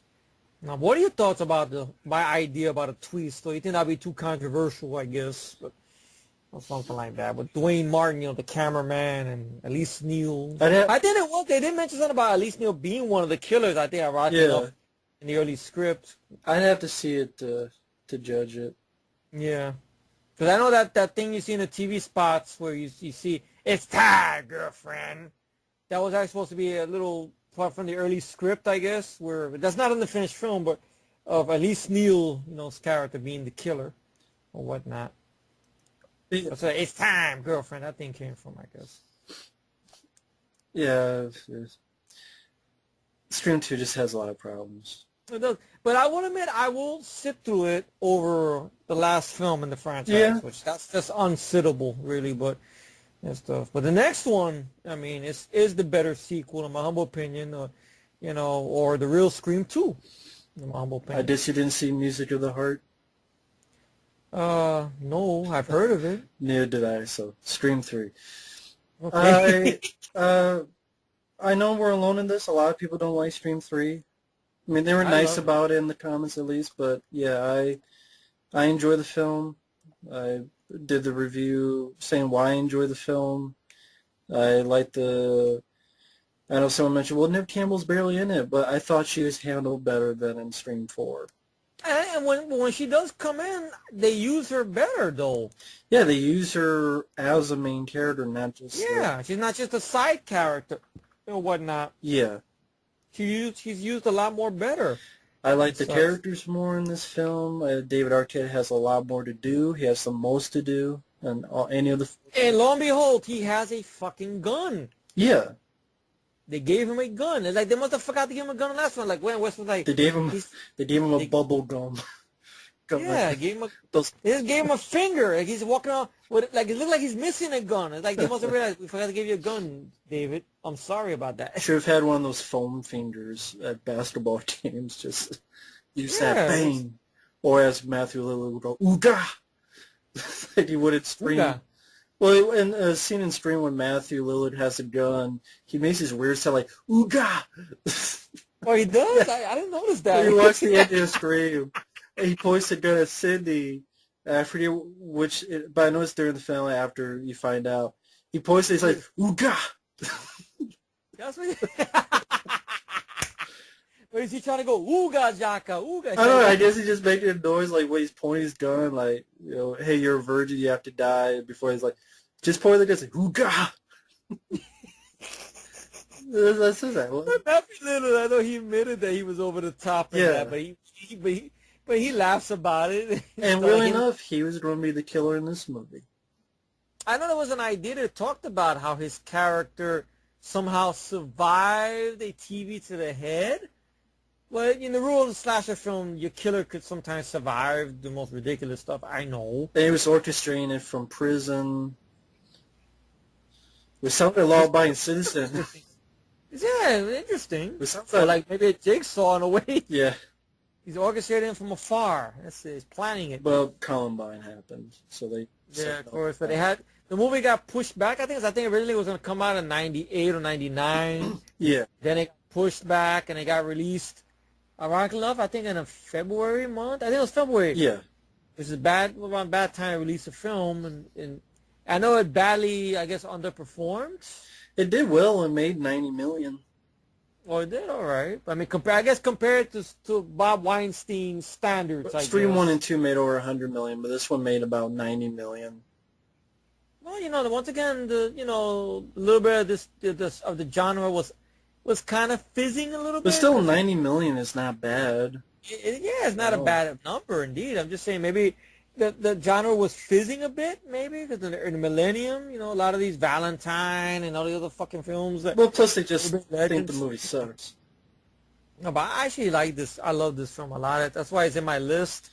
It's to me, it's the right sequel that Scream deserves. Yeah, I know people get mad. I have to use the restroom, but keep going about this. Keep going. Nope, why you like Scream? I love the film for the fact that it moves at a better pace. That's one thing. I do like that Scooby-Doo vibe to it. I know Matt mentioned that's almost like a mystery that you're piecing everything together. Courtney Cox, I liked her here better than, well, in the first film she's not given that much to do, but she was there. In the second film, her character, I mean, the first one she was more of a bitchy character. Second film, sort of, but she goes through some changes. Here, I liked her character more. David Arquette, you've seen their on-screen chemistry develop from the first film, the second film, to this film, which I know a little bit after this film they got married. I know recently they've divorced, but that's sad. But the pacing is good. The film was written by Ewan Kruger, if I got his name the right way. Now, this guy, really, everything he's written has been shit. I mean, he wrote Arlington Road with Jeff Bridges and Tim Robbins. They're good actors, but the script did not do him any favors. I hated Arlington Road. He also wrote some of the Transformers sequel. Let's see. Ewan Kruger. Yeah, Arlington Road. Okay, he wrote Reindeer Games. Which Reindeer Games is a film I enjoy a lot. I know, shocking, I do. He wrote Imposter. That's the one, I think, with Gary Sinise. I think he had a hand in The Ring, I believe. The Skeleton Key I didn't care for. Brothers Grimm, that's the one with Terry Gilliam. Blood and Chocolates. Of course, the Transformer films, the sequels. Revenge of the Fallen. Dark of the Moon hasn't aged well. Age of Extinction, I hated. And, of course, Scream 4, which we'll get to later on. But this is his best script. I'll go on a limb and say that. Ewan Kruger. Hey, welcome back, Matt. Thank I was you. just talking about Ewan Kruger, that this is his best script. I mentioned Arlington Road. That's sad. But he also wrote Reindeer Games. Which I don't mind remember- that film. Yeah, I remember enjoying Reindeer Games. And, well, that's pretty much it. Yeah. And Not the Transformers. sequels and stuff. But I thought I liked the idea of taking place in Hollywood. I like the way the film opens up. The movie has a good soundtrack. The soundtrack in part 2 is not even a soundtrack, really. It's just I Think I Love You. It's a very stupid rendition version of She it. said, dun, dun, dun, dun, dun, dun. She said, But that song is in there too? yeah, Oh, God. you forgot. Oh, there was that. Oh, I know in the first film we forgot to mention Red Right Hand, which I like that version of the song that's used in the first one. I know they did a different version of it for this one, Yeah. which felt a bit off, but that version I liked it, the first one. Because I always thought that song made me think so much of Michael Myers. I don't know why. Red Right Hand. I don't know why, but it works good with the film, though. And the cast does a good job. David Arquette's given more to do. And I know we forgot to mention Jerry O'Connell, but you've seen Matt's rant review. You know, I agree with pretty much what he said about Jerry O'Connell. I didn't like what he did with him. You But, mentioned Jerry O'Connell. Did I mention Yeah. that? Oh, yeah, I think I did. Yeah, you said you liked him, and you said he should have They did just him in a left, shitty way. Yeah, he should have just had him just go his own way, and Go yeah, his you own way, then mentioned. I would have been it. Yeah, okay, that's true. I did. Yeah, that's it. I gotta get checked for Alzheimer's. I know. But yeah, Scream 3, I guess people felt that it was the film that Scream 1 would have made fun of, because it's silly stuff like the voice that can sound like anybody, and it just happens to be her brother, and all these cameos with Jay and Silent Bob and Carrie Fisher and. I know originally that was supposed to be Jamie Lee Curtis. Did you know that? Mm-mm. Yeah, it was supposed to be Jamie Lee Curtis, which that would have made more sense. But I don't know, for whatever reason, she said no, or I guess I don't know. It would have been interesting because that would make more sense. Jamie Lee Curtis more than Carrie Fisher. Yeah. Such, but that originally that was supposed to be. Carrie Fisher didn't do a bad job. I like Carrie Fisher. I know she did a one-woman show on HBO, which was pretty fun. I liked it or whatnot. But she did good in the little cameo there. But originally that was supposed to be Jamie Lee Curtis. Oh, okay. Which that would have made more sense, though, because, I mean, she's, of course, the Scream Queen, I know she has a show out now, I think, called Screen Queens, which I don't know what the hell that's supposed to be or whatnot. But, you know, the movie has a lot of stuff going for it. I do like the idea that, I know it's in the back of it, I know you did say you had a problem with it, but I didn't mind the idea that the killer had this box that could change voices. Yeah, because I don't really get how it works. I mean, that's true. They don't explain it, but it made it interesting. Like, wow, he could be anywhere. Or he could fuck around and sound like anybody, you know. Interesting, you know. Yeah, I know. I like, I don't know how it would work. Mm-hmm. I mean, what do you just? Does it just seem like something that Mission Impossible? Movie. Yeah. Well, I mean, it's taking place in Hollywood. I guess anything is possible. Some prop guy could invent something. I mean, they made guns for movies or made this for movies, so maybe. I mean, I know there's a lot of what ifs, and we're pulling it out of our assholes. I know, but more or less. But it was a good idea. The cast works. I like the humor of the Hollywood, or even the new cast you got, like Dion Ridgemont, who I remember him. He was in Eddie Murphy Raw. He was in the opening of Eddie Murphy Raw, the concert film where you see a young Eddie Murphy. Yeah. That's Dion Ridgemont, who's telling the joke about the monkey and the doodle and stuff like that. And Hatchet. He was Hatchet, which that's not his finest hour, or even, well, I think he was even in Not Another Teen Movie, which, oh God, I can't believe it. I don't know if he plays the token black guy in that one. That's the whole joke, I know, but Isn't Chris Evans in that? oh my God, he was. Oh my God. Great reaction. Oh my God. What? You're right. I keep forgetting. He's the lead in that too, right? Oh shit! Wow, I thought he got started with Sailor. Wow, but oh my God, you come a long way from playing Cap, Chris. Really, you got it, but now you've gone more to respectable business. Thankfully. Oh my God. Woo. Goodness, gave me chill. Like really? Yeah, but wait, with Dion Ridgemont, Jenny McCarthy, which I'm not minding Jenny McCarthy. I didn't even mind her MTV sketch show she had way back when or whatnot. But she's good in the film. I liked the little kills that they. Granted, it's not gory because of Columbine, so they had to pull back on the horror elements a little bit. Mm-hmm. Whatnot. I know people got mad about it taking place in Hollywood, but I'm like, where else could you go with this? In a city? That wouldn't make it that interesting. Ghostface in a city? Which God knows what they're going to do with the TV show, which that's a different argument, but God, but you don't need a TV show. Fuck that show. You didn't see the pilot. I don't give a shit. I can say fuck it. The mask looks horrible. I go with that. I know you saw the pilot, which I think, didn't Wes direct that, I heard? I think he directed it. I'm not sure if he did or he produced it or something, or he wrote it. I don't know. I don't know. Yeah, I don't know if he directed the pilot. It's all right. It's okay. We don't have to touch on that because the show. No, it's some guy named Jamie Travis directed it.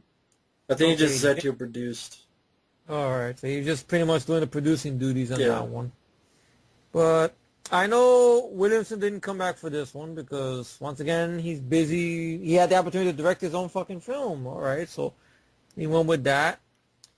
And even Kruger came in and did good stuff with the script. And in a similar way, you know, I know, what was it, Tom Laughlin, the guy who did Friday the Part 6, he mentioned something about how Williamson, when he met him, that Williamson mentioned Scream to him. That was one of the influences because of Friday the Part 6. I just figured I'd throw that in there. I don't know why, being random. But he didn't come back to direct, to write this one. Sorry about that. Come back to write this one. So Ewan Kruger came in. And I thought this comes well on the cast work. Patrick Dempsey as the cop. Josh Payes, you know, your boy Raphael himself, you know, as his partner, which I bought him as a cop. Sometimes when he talks, you hear a little bit of the Raphael, a little bit. But when he gets a little tough with somebody or something like that, like, yeah, that's Ralph. That's what you tell him, Ralph. And shit. And everything like that. I like the tone of the film. I mean, I like the tone of the first three films. The pacing, I thought, was more tighter with this one. David Arquette used more. Parker Posey, it was good to see her in this. She was a lot of fun. with Courtney Cox. I mentioned that whole Scooby-Doo vibe. I know Yeah. you touched the review, what and whatnot. And Lance Henriksen, it was nice to see him in there. I thought the third act, the climax, was a step up from the last film because I liked it. It took place in this mansion with a lot of trap doors and caves and secret rooms, and well done. Was there really trapdoors and caves? I mean, there's I don't know, man. I'm secret making it more passages. grand. I'm getting more grander. People at this point. I'm like, hey, do I really have to listen to this guy, Matt? You're like, shut up and listen to him. I'm not changing. I'm a whole off this today. I tell you. I don't remember any caves in the mansion. I know you probably put a pop up. You probably put a pop up there. What the fuck you talking about? Efree caves? Is the Bat Cave? I can just imagine the editing Bruce Wayne's process. mansion. Yeah, Matt's putting some pop up somewhere throughout the whole thing. No. Are you okay? What's going on? It's Bruce Wayne's mansion for the Bat Cave and trapdoors. I don't know. I'm thinking about people under the stairs or fucking. Oh god. And just for a second, I'm like, caves. What caves were there in Stream 3? There's no holes in the statues. I don't know what the fuck. It's just trap. Okay, a lot of passageways. It's a big fucking mansion, basically. All right. Yeah, that's what it was. A lot of shit here and there. The one part that always bothered me a little bit though is when Parker Posey is in one of these places and she's being chased by Ghostface, about to be stabbed, and I guess she's trying to see Dewey through this two-way mirror, and I guess Dewey fires and she falls through. Now, did Dewey shoot her by accident? No, or did Ghostface stab her? No, they even say in the commentary, they even joke about that, and they go, no, he shoots up so not to hit her. Or he shot up, okay. But she was stabbed. Okay, but they joked about that? Yeah, really? Wes Craven and the Patrick Lussier, and I forget who the third person is. Oh, that Lussier had a hand. Yeah, he was an editor. Yeah, he did get started through this, so I guess I can imagine Lussier might have had some good words to say about Wes Craven. Oh, yeah, he helped definitely. in there and stuff, I can imagine. So that's right, he did show up on that documentary. That's right, I forgot about that. He was the editor behind these films. And then he got to start directing Tragedy 2000 with the help of Wes. Oh, he directed that? Oh, wow, Gerard Butler. Yeah, that was I think his first directing job. I never seen that one. Have you? A long time ago when it came out, but I have to see it again. Okay. But yeah, Stream 3, I did a long review. Feel free to check it out, folks. I feel it's underrated. I don't think it's that bad. I thought it was a good final. It ended everything. It crossed the T's and it dotted the I's. Did not need another film. You sure? It's that crossed the I's and dotted the T's, right? I'm sure. Okay, I'm just having fun. Stream 3. Everybody's having fun tonight or today, whatever you guys are listening to this damn thing. But I mean, after that, he did a lot of producing stuff and cameos until Cursed, which I know there's an interesting backstory behind this. I don't know if you want to specify or not specify, but give your 2 cents on the backstory of this. That's very interesting. The original plot was 3 strangers. They were brought together by a car accident and then attacked with a werewolf. It was going to be Christina Ricci, Jesse Eisenberg, and Steve Ulrich. And then it was changed to, I believe it was... I know you told me Omar Epps was connected. Yeah, I mean, it was rewritten, and it focused more on these 2 estranged siblings. And Steve Ulrich's character was completely rewritten. He said, no, I don't want to do this. And let me see, it says something here. The film soon suffered numerous production script issues and was postponed for over a year. While production was stalled, several cast members had to be replaced due to scheduling conflicts with other films, and when the movie was rewritten and reshot, many cast members were cut entirely, including Steve Ulrich, Mandy Moore, Omar Epps, Eliana Douglas, Heather Langenkamp, Robert Forster, and Corey Feldman. Wow. Some of them even filmed scenes which had to be scrapped by director Wes Craven. Interesting. In the fall, Dimension cut the film to a PG-13 rating. The contract called for us to make an R-rated film. We did. It was a very difficult process. Then it was basically taken away from us and cut to PG-13. In 2008, Wes Craven spoke, "The cursed experience is so screwed up that I went on for 2.5 years of my life for a film that wasn't anything close to what it should have been. And another film that I was about to shoot having the plug pulse. So I guess he was going to direct that. So it was like, I did learn from the cursed experience not to do something for money. They said, we know you want to do another film, we'll pay you double. And we were 10 days from shooting, and I said, fine. But I ended up working 2.5 years for double my fee. But I could have done 2.5 movies and done movies that were out there making money. In general, I think it's not worth it, and part of the reason my phone has not ruined is that the story is pretty well known." Wow. Well, I guess he got fucked on this, which is terrible. Wow. Script changes. I mean, all those people, some of them even shot stuff. And I know the DVD I had at one point. I don't think I have it on DVD no more. it has none of that in it. No, at least not. No, I know there's a kill scene with Shannon Elizabeth's character being cut in two, and I guess staring at him and doing something. I remember that they were filming that scene or whatnot. I mean, I could watch this film as a time waster, but hearing that backstory, I would have loved to see that film more, to be honest, and such. I mean, I like Christina Ricci as an actress. Jesse Eisenberg, fuck him, especially what he said recently about statements he's made about people in Comic-Con compared to genocide, and he's a scumbag. I just hate Jesse Eisenberg. Other people in the cast, I mean, I hate Cursed. I mean, I even said I thought it was his worst film because, you know, you got the guys, Wes Craven and Tim Wilson, they did Stream, and this is such an opposite end of the spectrum. You have horrible, horrible effects of werewolves. CGI. Horrible CGI. A fucking dog becomes a dog werewolf in CGI, which looked fucking pathetic. The cast, I'm not a big Jesse Eisenberg fan except Zombieland. Yeah. Scott Baio, oh well. Shannon Elizabeth, Mia, what the fuck? Craig Kilborn, the fuck are you doing in there? I mean, I like Christina Ricci, but I think she's done better. Mm-hmm. Joshua Jackson, really? Because of his bit role in Scream 2? Is that why he got the job? I mean, I look at this cast, it's such a lame cast compared to even Scream 3 or Scream. The script is nowhere near original, smart, funny, clever as Scream. I mean, there's such a forgettable, horrible werewolf film. It was, I'm like, Kim Wilson actually wrote this? Was it fucking, are you sure it wasn't the guys who did fucking Not Another Teen Movie? No, I'm just kidding. I just thought as you mentioned that. I haven't seen that movie, so I can't even say it. Are the guys who make fucking Disaster Movie? But I mean, I found nothing redeemable for this movie. Even Christina Ricci, I thought was wasted. I remember it was PG-13.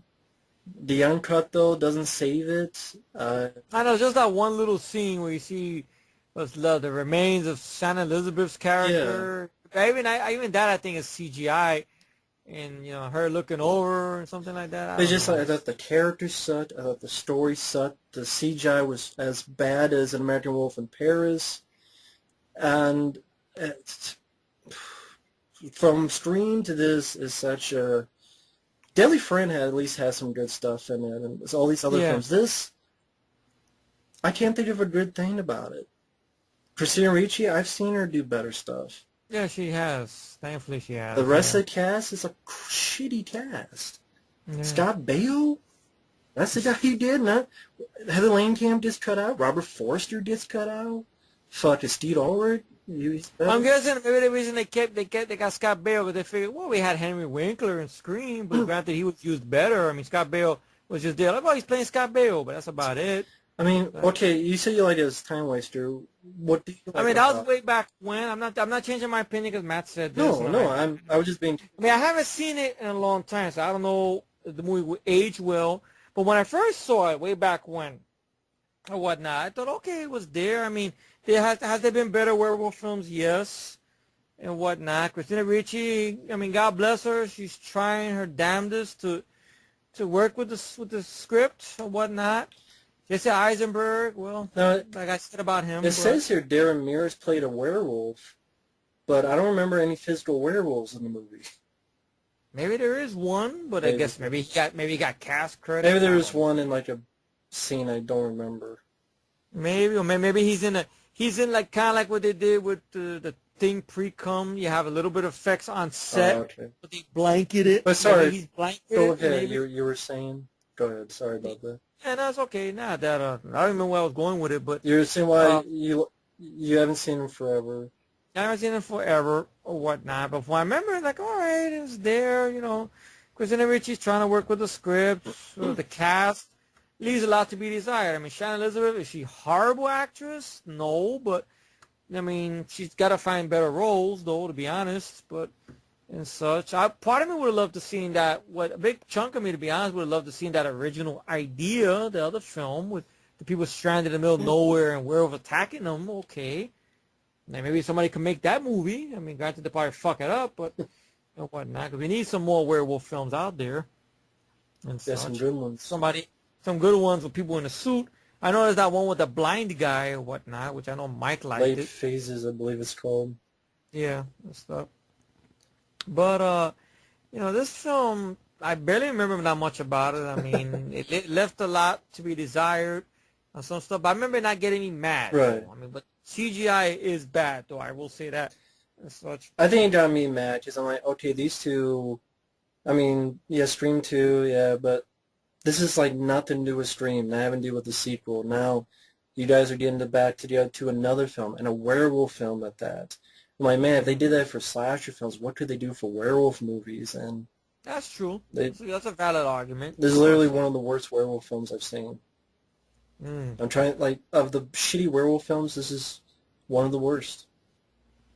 Well, there's the Wolfman with Benicio del Toro. I mean, despite a little bit of the splats you see there, but I don't like that film. I'd rather watch that than Cursed. At least some of the practical Rick Baker, the little at bit. least some splats there. And Anthony Hopkins is not bad. Yeah. They could do some work with the acting. Yeah. Like I said, I don't like the film, but I'd rather watch Dog Soldiers. No, Dog Soldiers, I agree with that. Bad Moon. I'd rather watch Bad Moon, that's a good one. American Werewolf in London, well, I don't know. I'd rather watch that than this. Well, you watch that, I'll watch Dog Soldiers. I mean, I don't hate the film, but just that ending and, the like, nah, I don't know. I respect it. I like the transformation sequence. It was a very creepy sequence, very violent sequence of the transformation of the werewolf scene, but which was better than anything in this film, Yeah. of course. But yeah, that's Cursed, and it was Cursed. To suck. Indeed. Yeah. So now, I guess after Cursed, he didn't direct nothing for a while. Well, he did the same year Red Eye. That was the same year. It says here 2005. For some reason, I thought that was a little bit more. I didn't know that was 2005. I thought it was a little bit afterwards. Wow. Yeah, I saw it once, and once again, it's one of those films that you wouldn't believe is a Wes Craven film, which is kind of strange because it's not really a horror movie. It's a thriller. More like a thriller. It's a thriller, which I know Wes Craven probably. I can imagine this must have been a very touchy film to do because it involves a guy who's a terrorist who's forcing a woman, I guess, to kill a politician. Yeah, pretty much the girl's like manages a hotel and tells her put this guy in this place where we're gonna take him out. And involves somewhat a little terrorism stuff and such like that. And I can imagine it must have been a little bit of a little bit after 9/11, of course, but just imagine. I always had that feeling this film must have been a real touchy film to make. Yeah. I can imagine. And stuff. The following year after this, there was like 9/11 film popping out of nowhere and stuff. Yeah. Everything like that, which I was not very fan of and such. But I don't remember much about the film. I remember Cillian Murphy being good. I remember not minding Rachel McAdams, your lead girl. I know you had like Brian Cox and Jack Scalia. Yeah, Jack Scalia, I think, is the politician, I think, who they're trying to kill. I remember this being a pretty short film, like it's not a long film. I remember that hour and 10, hour and 20 minutes. without the Hmm. credits. I mean, I would have to give it another watch. Yeah. I would have to give it another watch to form it. I think you have the film, right? I know Yeah, you got it there. Okay, I just so. haven't had time to watch it. Oh, you're a But busy this man. You're a just busy man. gives me a You're a busy reason. man. You're moving like this. You're a moving man, you Yeah, know? gives me a reason to watch it. Yeah, yeah. I But mean, I seen it a long time ago. I remember the acting being good, but I don't remember much about the fact. I do remember it being a short film. yeah, Like, maybe this could have been a TV movie. Maybe. Because it's very light. It's not gory. It's not a horror movie. It's a thriller. Okay. And so it's a light film. I know that's what you can say. Wes Craven light. If that makes any sense. Or whatnot. yeah, I can see that. Yeah. Now this next film, I don't remember it at all. Do Which you? one? Pulse, which I think he wrote this one. Yeah, he was just one of the writers. It's a remake of I a know Japanese he was gonna movie. direct. He was gonna direct it, I guess, at one As point, but he didn't get that job. a remake of a Japanese movie. Yeah. One of those things that were going around a lot during that Yeah. time. But then let's see what he directed. Okay, that's what we got to go to. Pretty much, his directing ability. I know him and his son wrote the 2007 Hills Have Eyes sequel. Yeah. Or what? I know there was an interview with him that he says, "But I didn't want the film to be a ripoff of Aliens." I'm like, "But what's wrong with that?" But I know that's a different story, different Yeah. day. Stuff. He did a film called Paris Jitame, which I didn't see, so skip. And then My Soul to Take a Shit on. Fucking condors. Fucking I condors. ranted on this movie a long time ago. So I was just thinking about your thing when he did that. This movie, Tourette syndrome voice.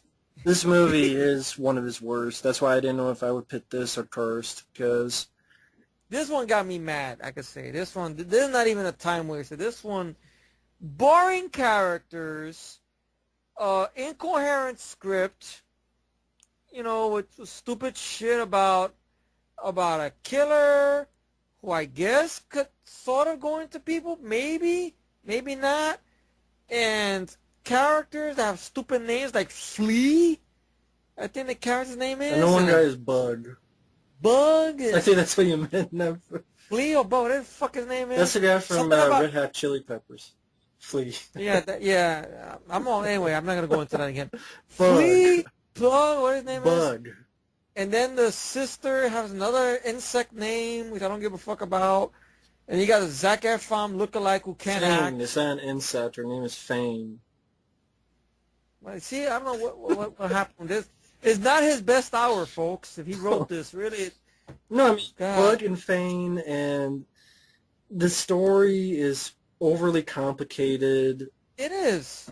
Uh, And this was supposed to be his return to directing, because this was going to be his first film in 3D, which I don't even think... I think this film bombed badly. Yeah, it and did. once he directed and executive produced and wrote, and he hasn't done that in years.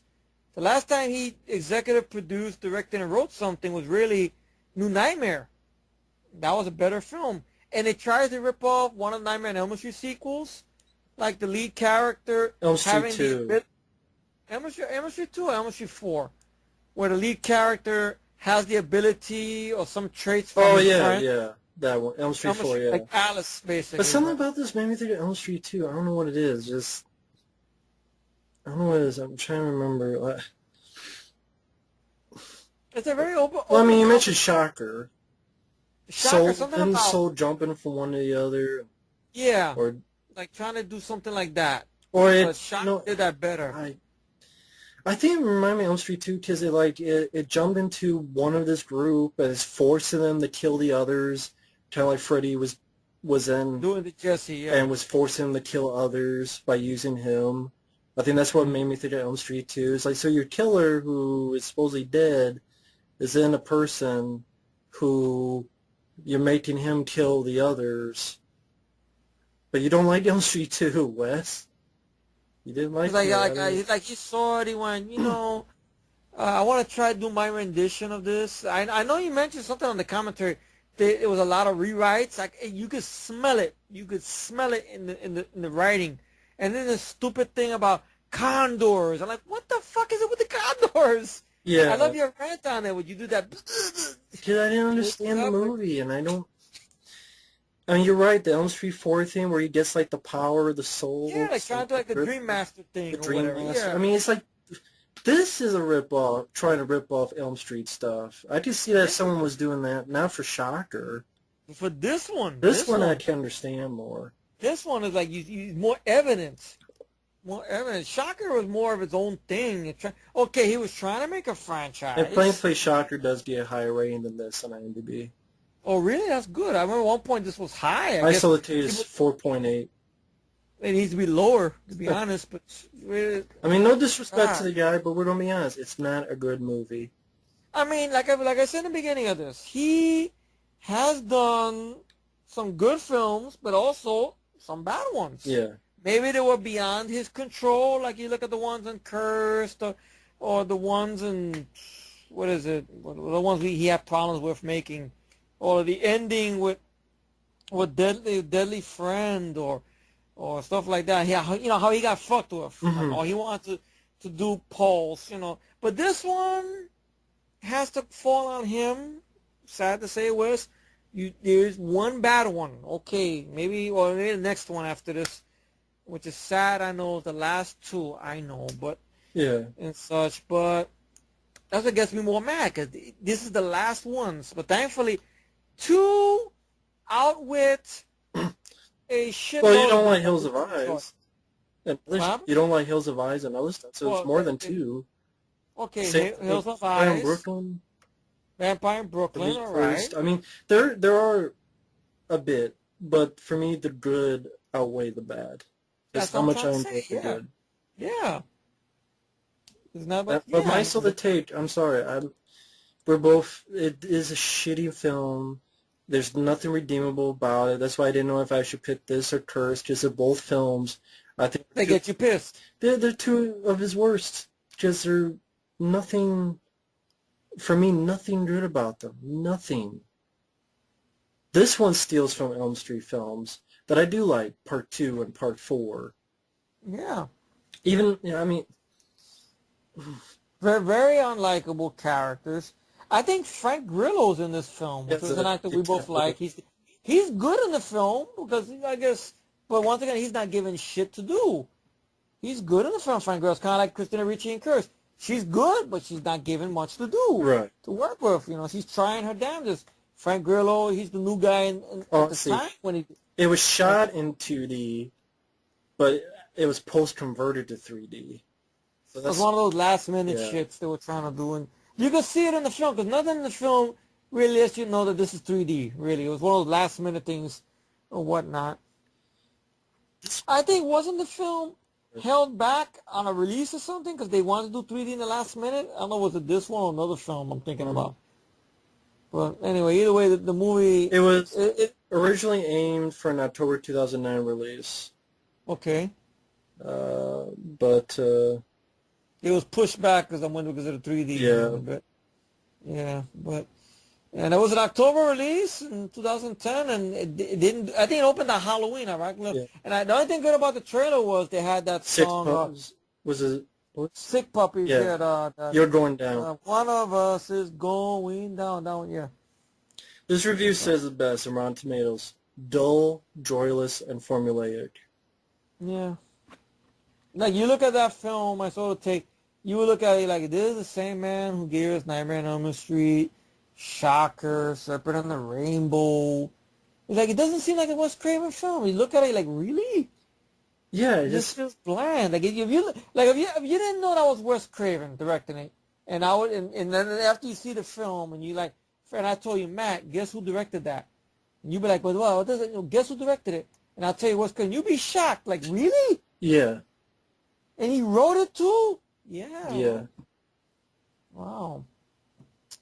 Well, it's one. It's a couple. It's bad. It's bad. It's bad in the bunch. Yeah. In the The worst. in the bunch. Yeah. Thankfully, there's a lot more better ones. Yeah. I mean, Vampire in Brooklyn, His Hills Have Eyes. Well, those are not his better ones.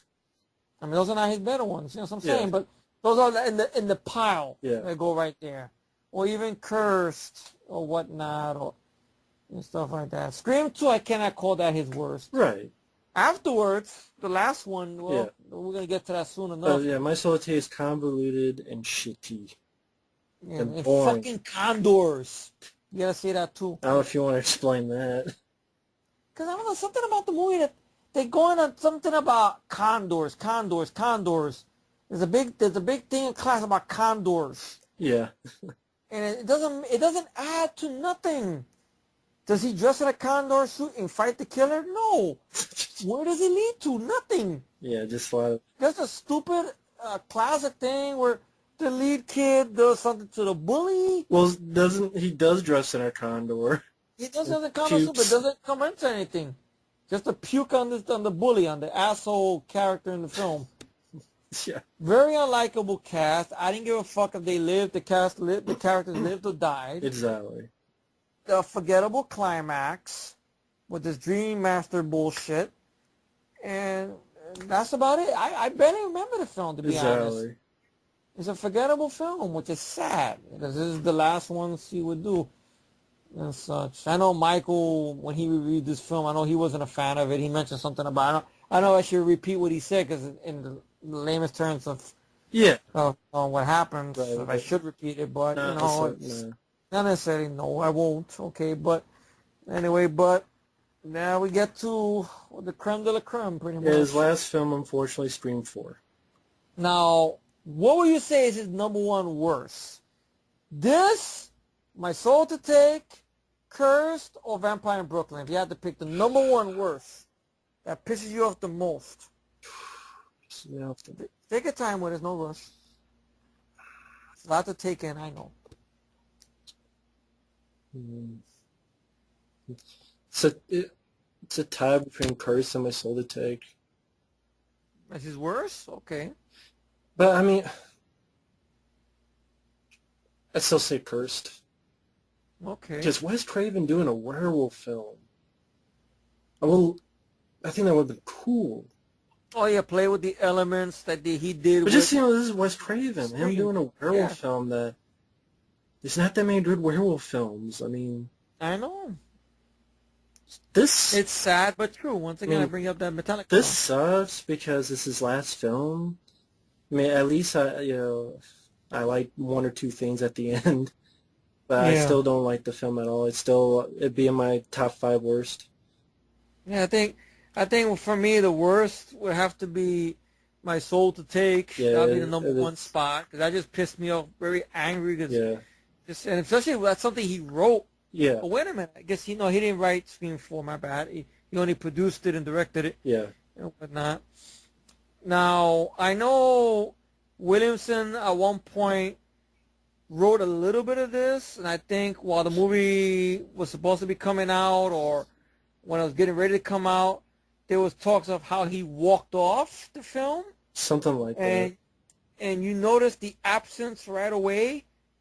Or maybe little stuff he wrote, or I don't know if it was because of Weinstein fucking with him. I don't know if it was because he had. It says here had to leave production early due to contractual obligations, and Aaron Kruger was brought in for rewrites.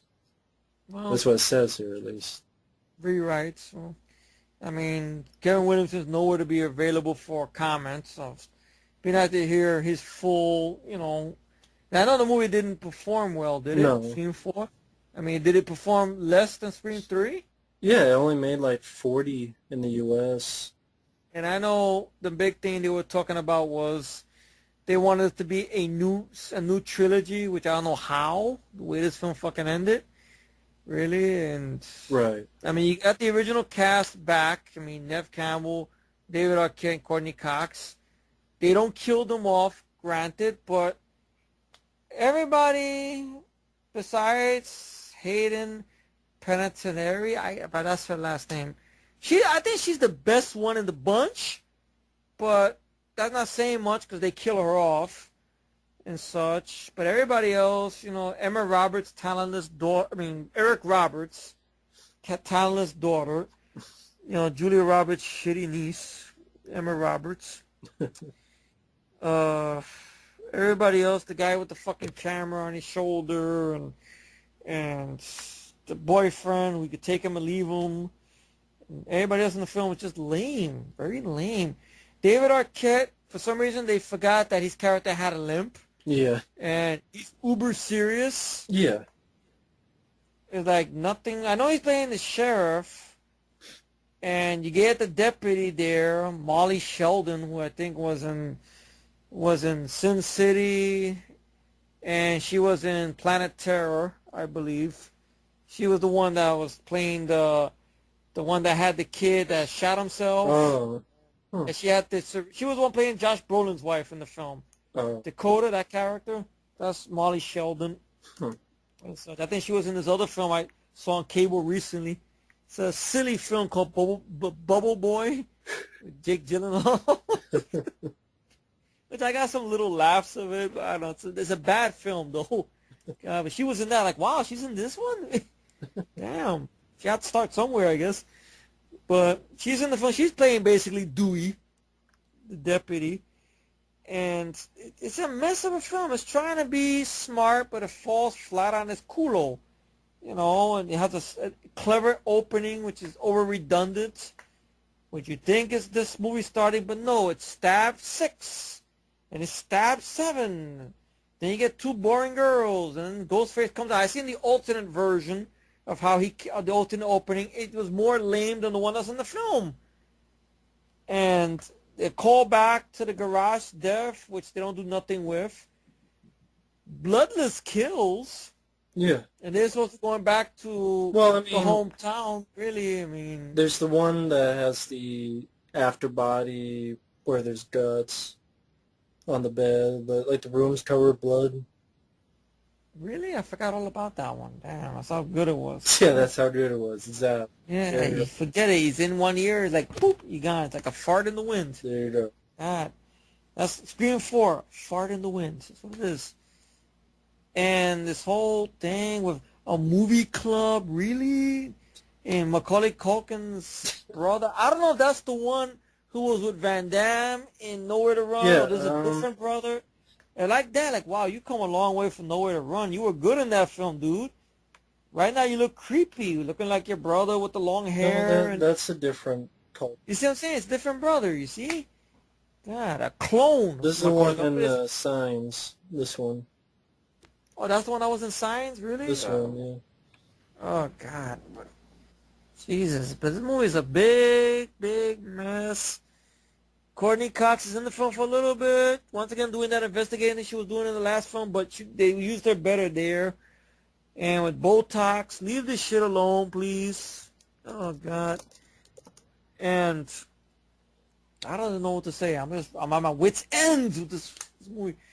Stupid dialogue with Anthony Anderson and the stupid deputy. It almost seemed like a callback to Last House on the Left, if you think about it, with the 2 cops, almost in a way. But that was more goofier, I know. Yeah. Really, they're having a conversation. Oh, cops die in movies. They don't die in movies. Yes, they do. They don't die unless you're Bruce Willis. I'm like, what about Mel Gibson? What about Brandon Lee in Charlotte Tokyo? What about Dolph Lundgren in Charlotte Tokyo? There were other movie cops besides Bruce Willis. I know. Who the fuck they bullshitting? You know, Danny Glover in Predator 2. He's the black guy and he's a cop. God damn. And then a stupid last shot with a stab in the head, and then him look at the screen and go, fuck Bruce Willis. Like, really? Oh, God. And then the whole thing with naming a bunch of remakes, and this stupid thing when they do to the Hayden Panettiere character, and, you know, I think that character's name in the movie is Kirby, which is a stupid name for a girl. I'm not meaning no insult to no girl named Kirby. I just thought it was off.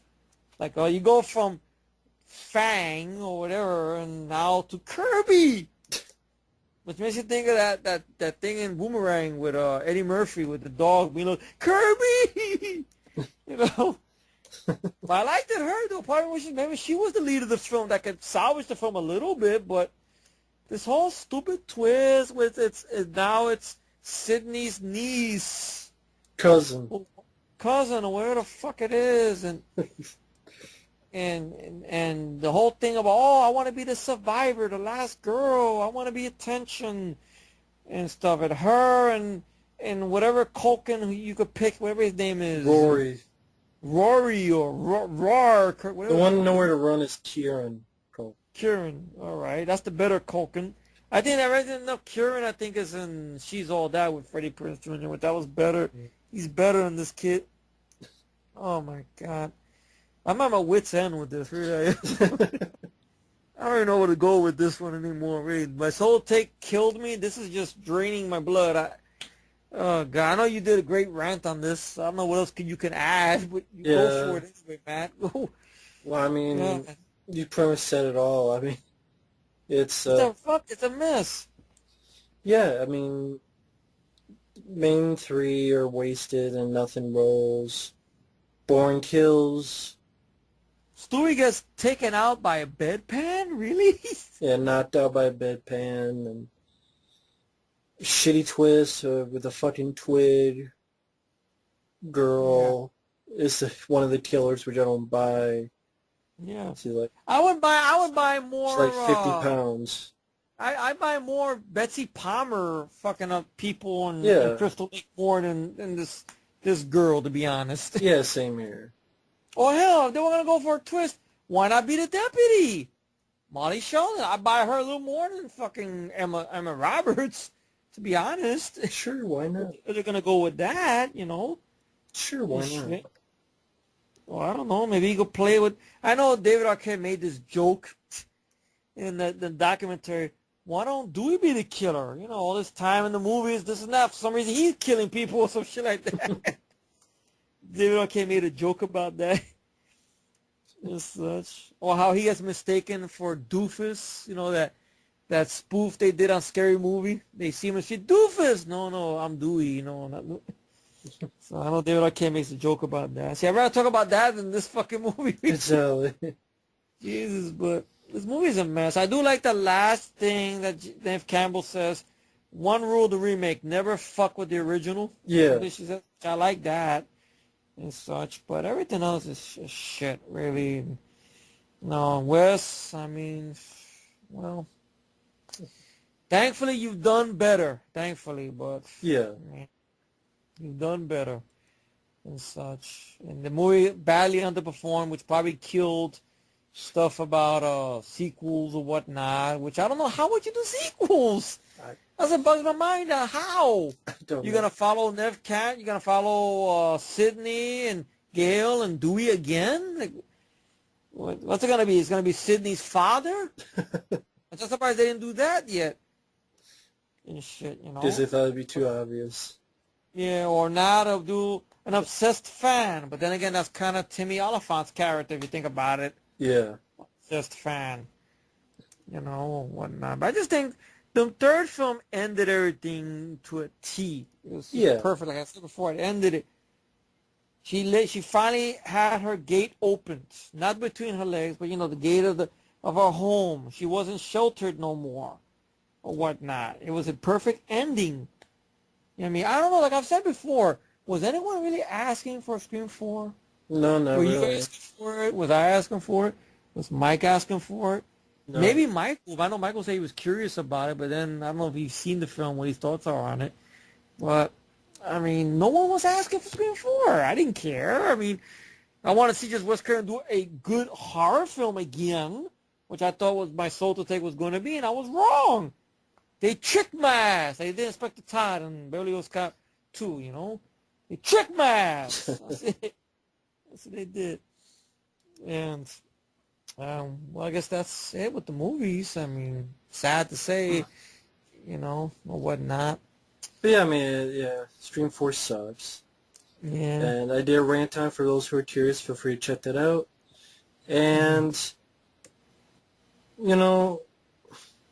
I still miss the guy. Me too. And, yeah, I mean, some of his later films didn't care for, but still seems like a very nice guy. Mm-hmm. Still a great director. Gave us some classics, which we've mentioned multiple times. He sounded like he would have been a great guy to hang out with, really. Like to meet him at a panel discussion or at a convention. Even though, granted, I wouldn't go to those because they charge too much money, but he would have been one of those guys I would have loved to approach. And I probably would talk to him about his most underrated films. Like, I would love to talk to him about Shocker. I would love to talk to him about People Under the Stairs and whatnot. Granted, that's not in the cards now, but, it's always those what ifs, Like, Like, you know how you say this sometimes, you know, what if Brandon Lee had lived, you know, he would be the transporter, or he would be Spider-Man, you know, one more like that less, you know, like that, you know how you say that to Yeah, yourself sometimes, you know. It's always good to think what if, not all the time, but once in a while, you know. yeah, And such. Now, like, what if Paul Walker was still with us? He would be Agent 47, you know, and such like that. Which I did see a newer film, which I don't know, but it's better than the Stewie lookalike they got from Family Guy that they got for the fucking lead. God, but you know, but he's gonna be greatly missed. He's done a few bad ones, okay, but he's done a shitload of good ones. yes, he is. So you know, and you know whether if it's been stuff he dropped the ball with, like with My Soul to Take, or you know, I guess he did. Did he write Hills Have Eyes? I think he did. Yeah, the original one. Or that one, which I know a lot of people love it. That's cool. If people love The Soul to Take or Scream 4 or His Hills Have Eyes, that's great. Perfect. Yeah. Bravo to you. That's great. No disrespect. Great. But he's done some good ones. Great ones. Now, Nightmare on Elm Street, which I guess a lot of praise, and he deserves it. Scream, which I know that's a mixed bag. As people say, I guess some people don't like it. I know you mentioned that in your review, which I was shocked. Like, really? Wow. Yeah. Such and everything. But he will be greatly missed, and he will live on these films we've talked about, you know. Exactly.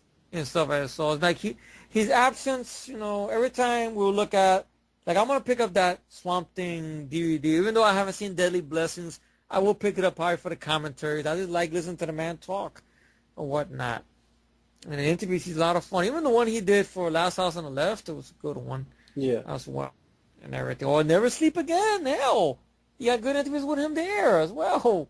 And I can't believe I forgot about it. Never Sleep Again, you know. Very good, you know, Elm Street documentary or whatnot. Definitive and such. Well, I'm on fumes now. So. Well, And I've apologized to you guys out there and to Matt. I know I seemed a bit off to whatever. it's throughout this fine. whole Don't worry thing. I about mean, it. it's been so long. I haven't done anything in young goddamn time. I know some people have been nice in the past. I've seen comments on past videos about people going, "Oh, why don't you come back?" And he goes, "Nah, it's okay. It's just fun doing these stuff once in a while. My buddy over here, my bro over here, or whatnot. You know, just come in and out. You know, to make you, you know, wanting more if you guys want more or whatnot and Exactly. such and everything.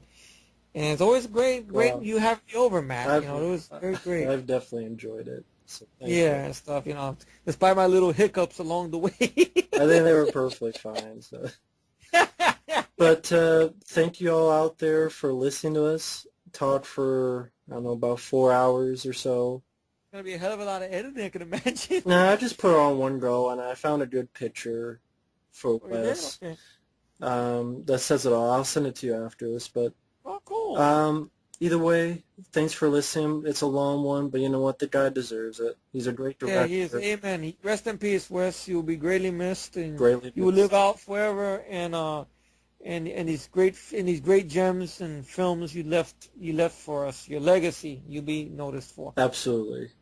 So thanks for listening, and Thank you, folks. take care. Okay, later. Bye-bye. Bye bye.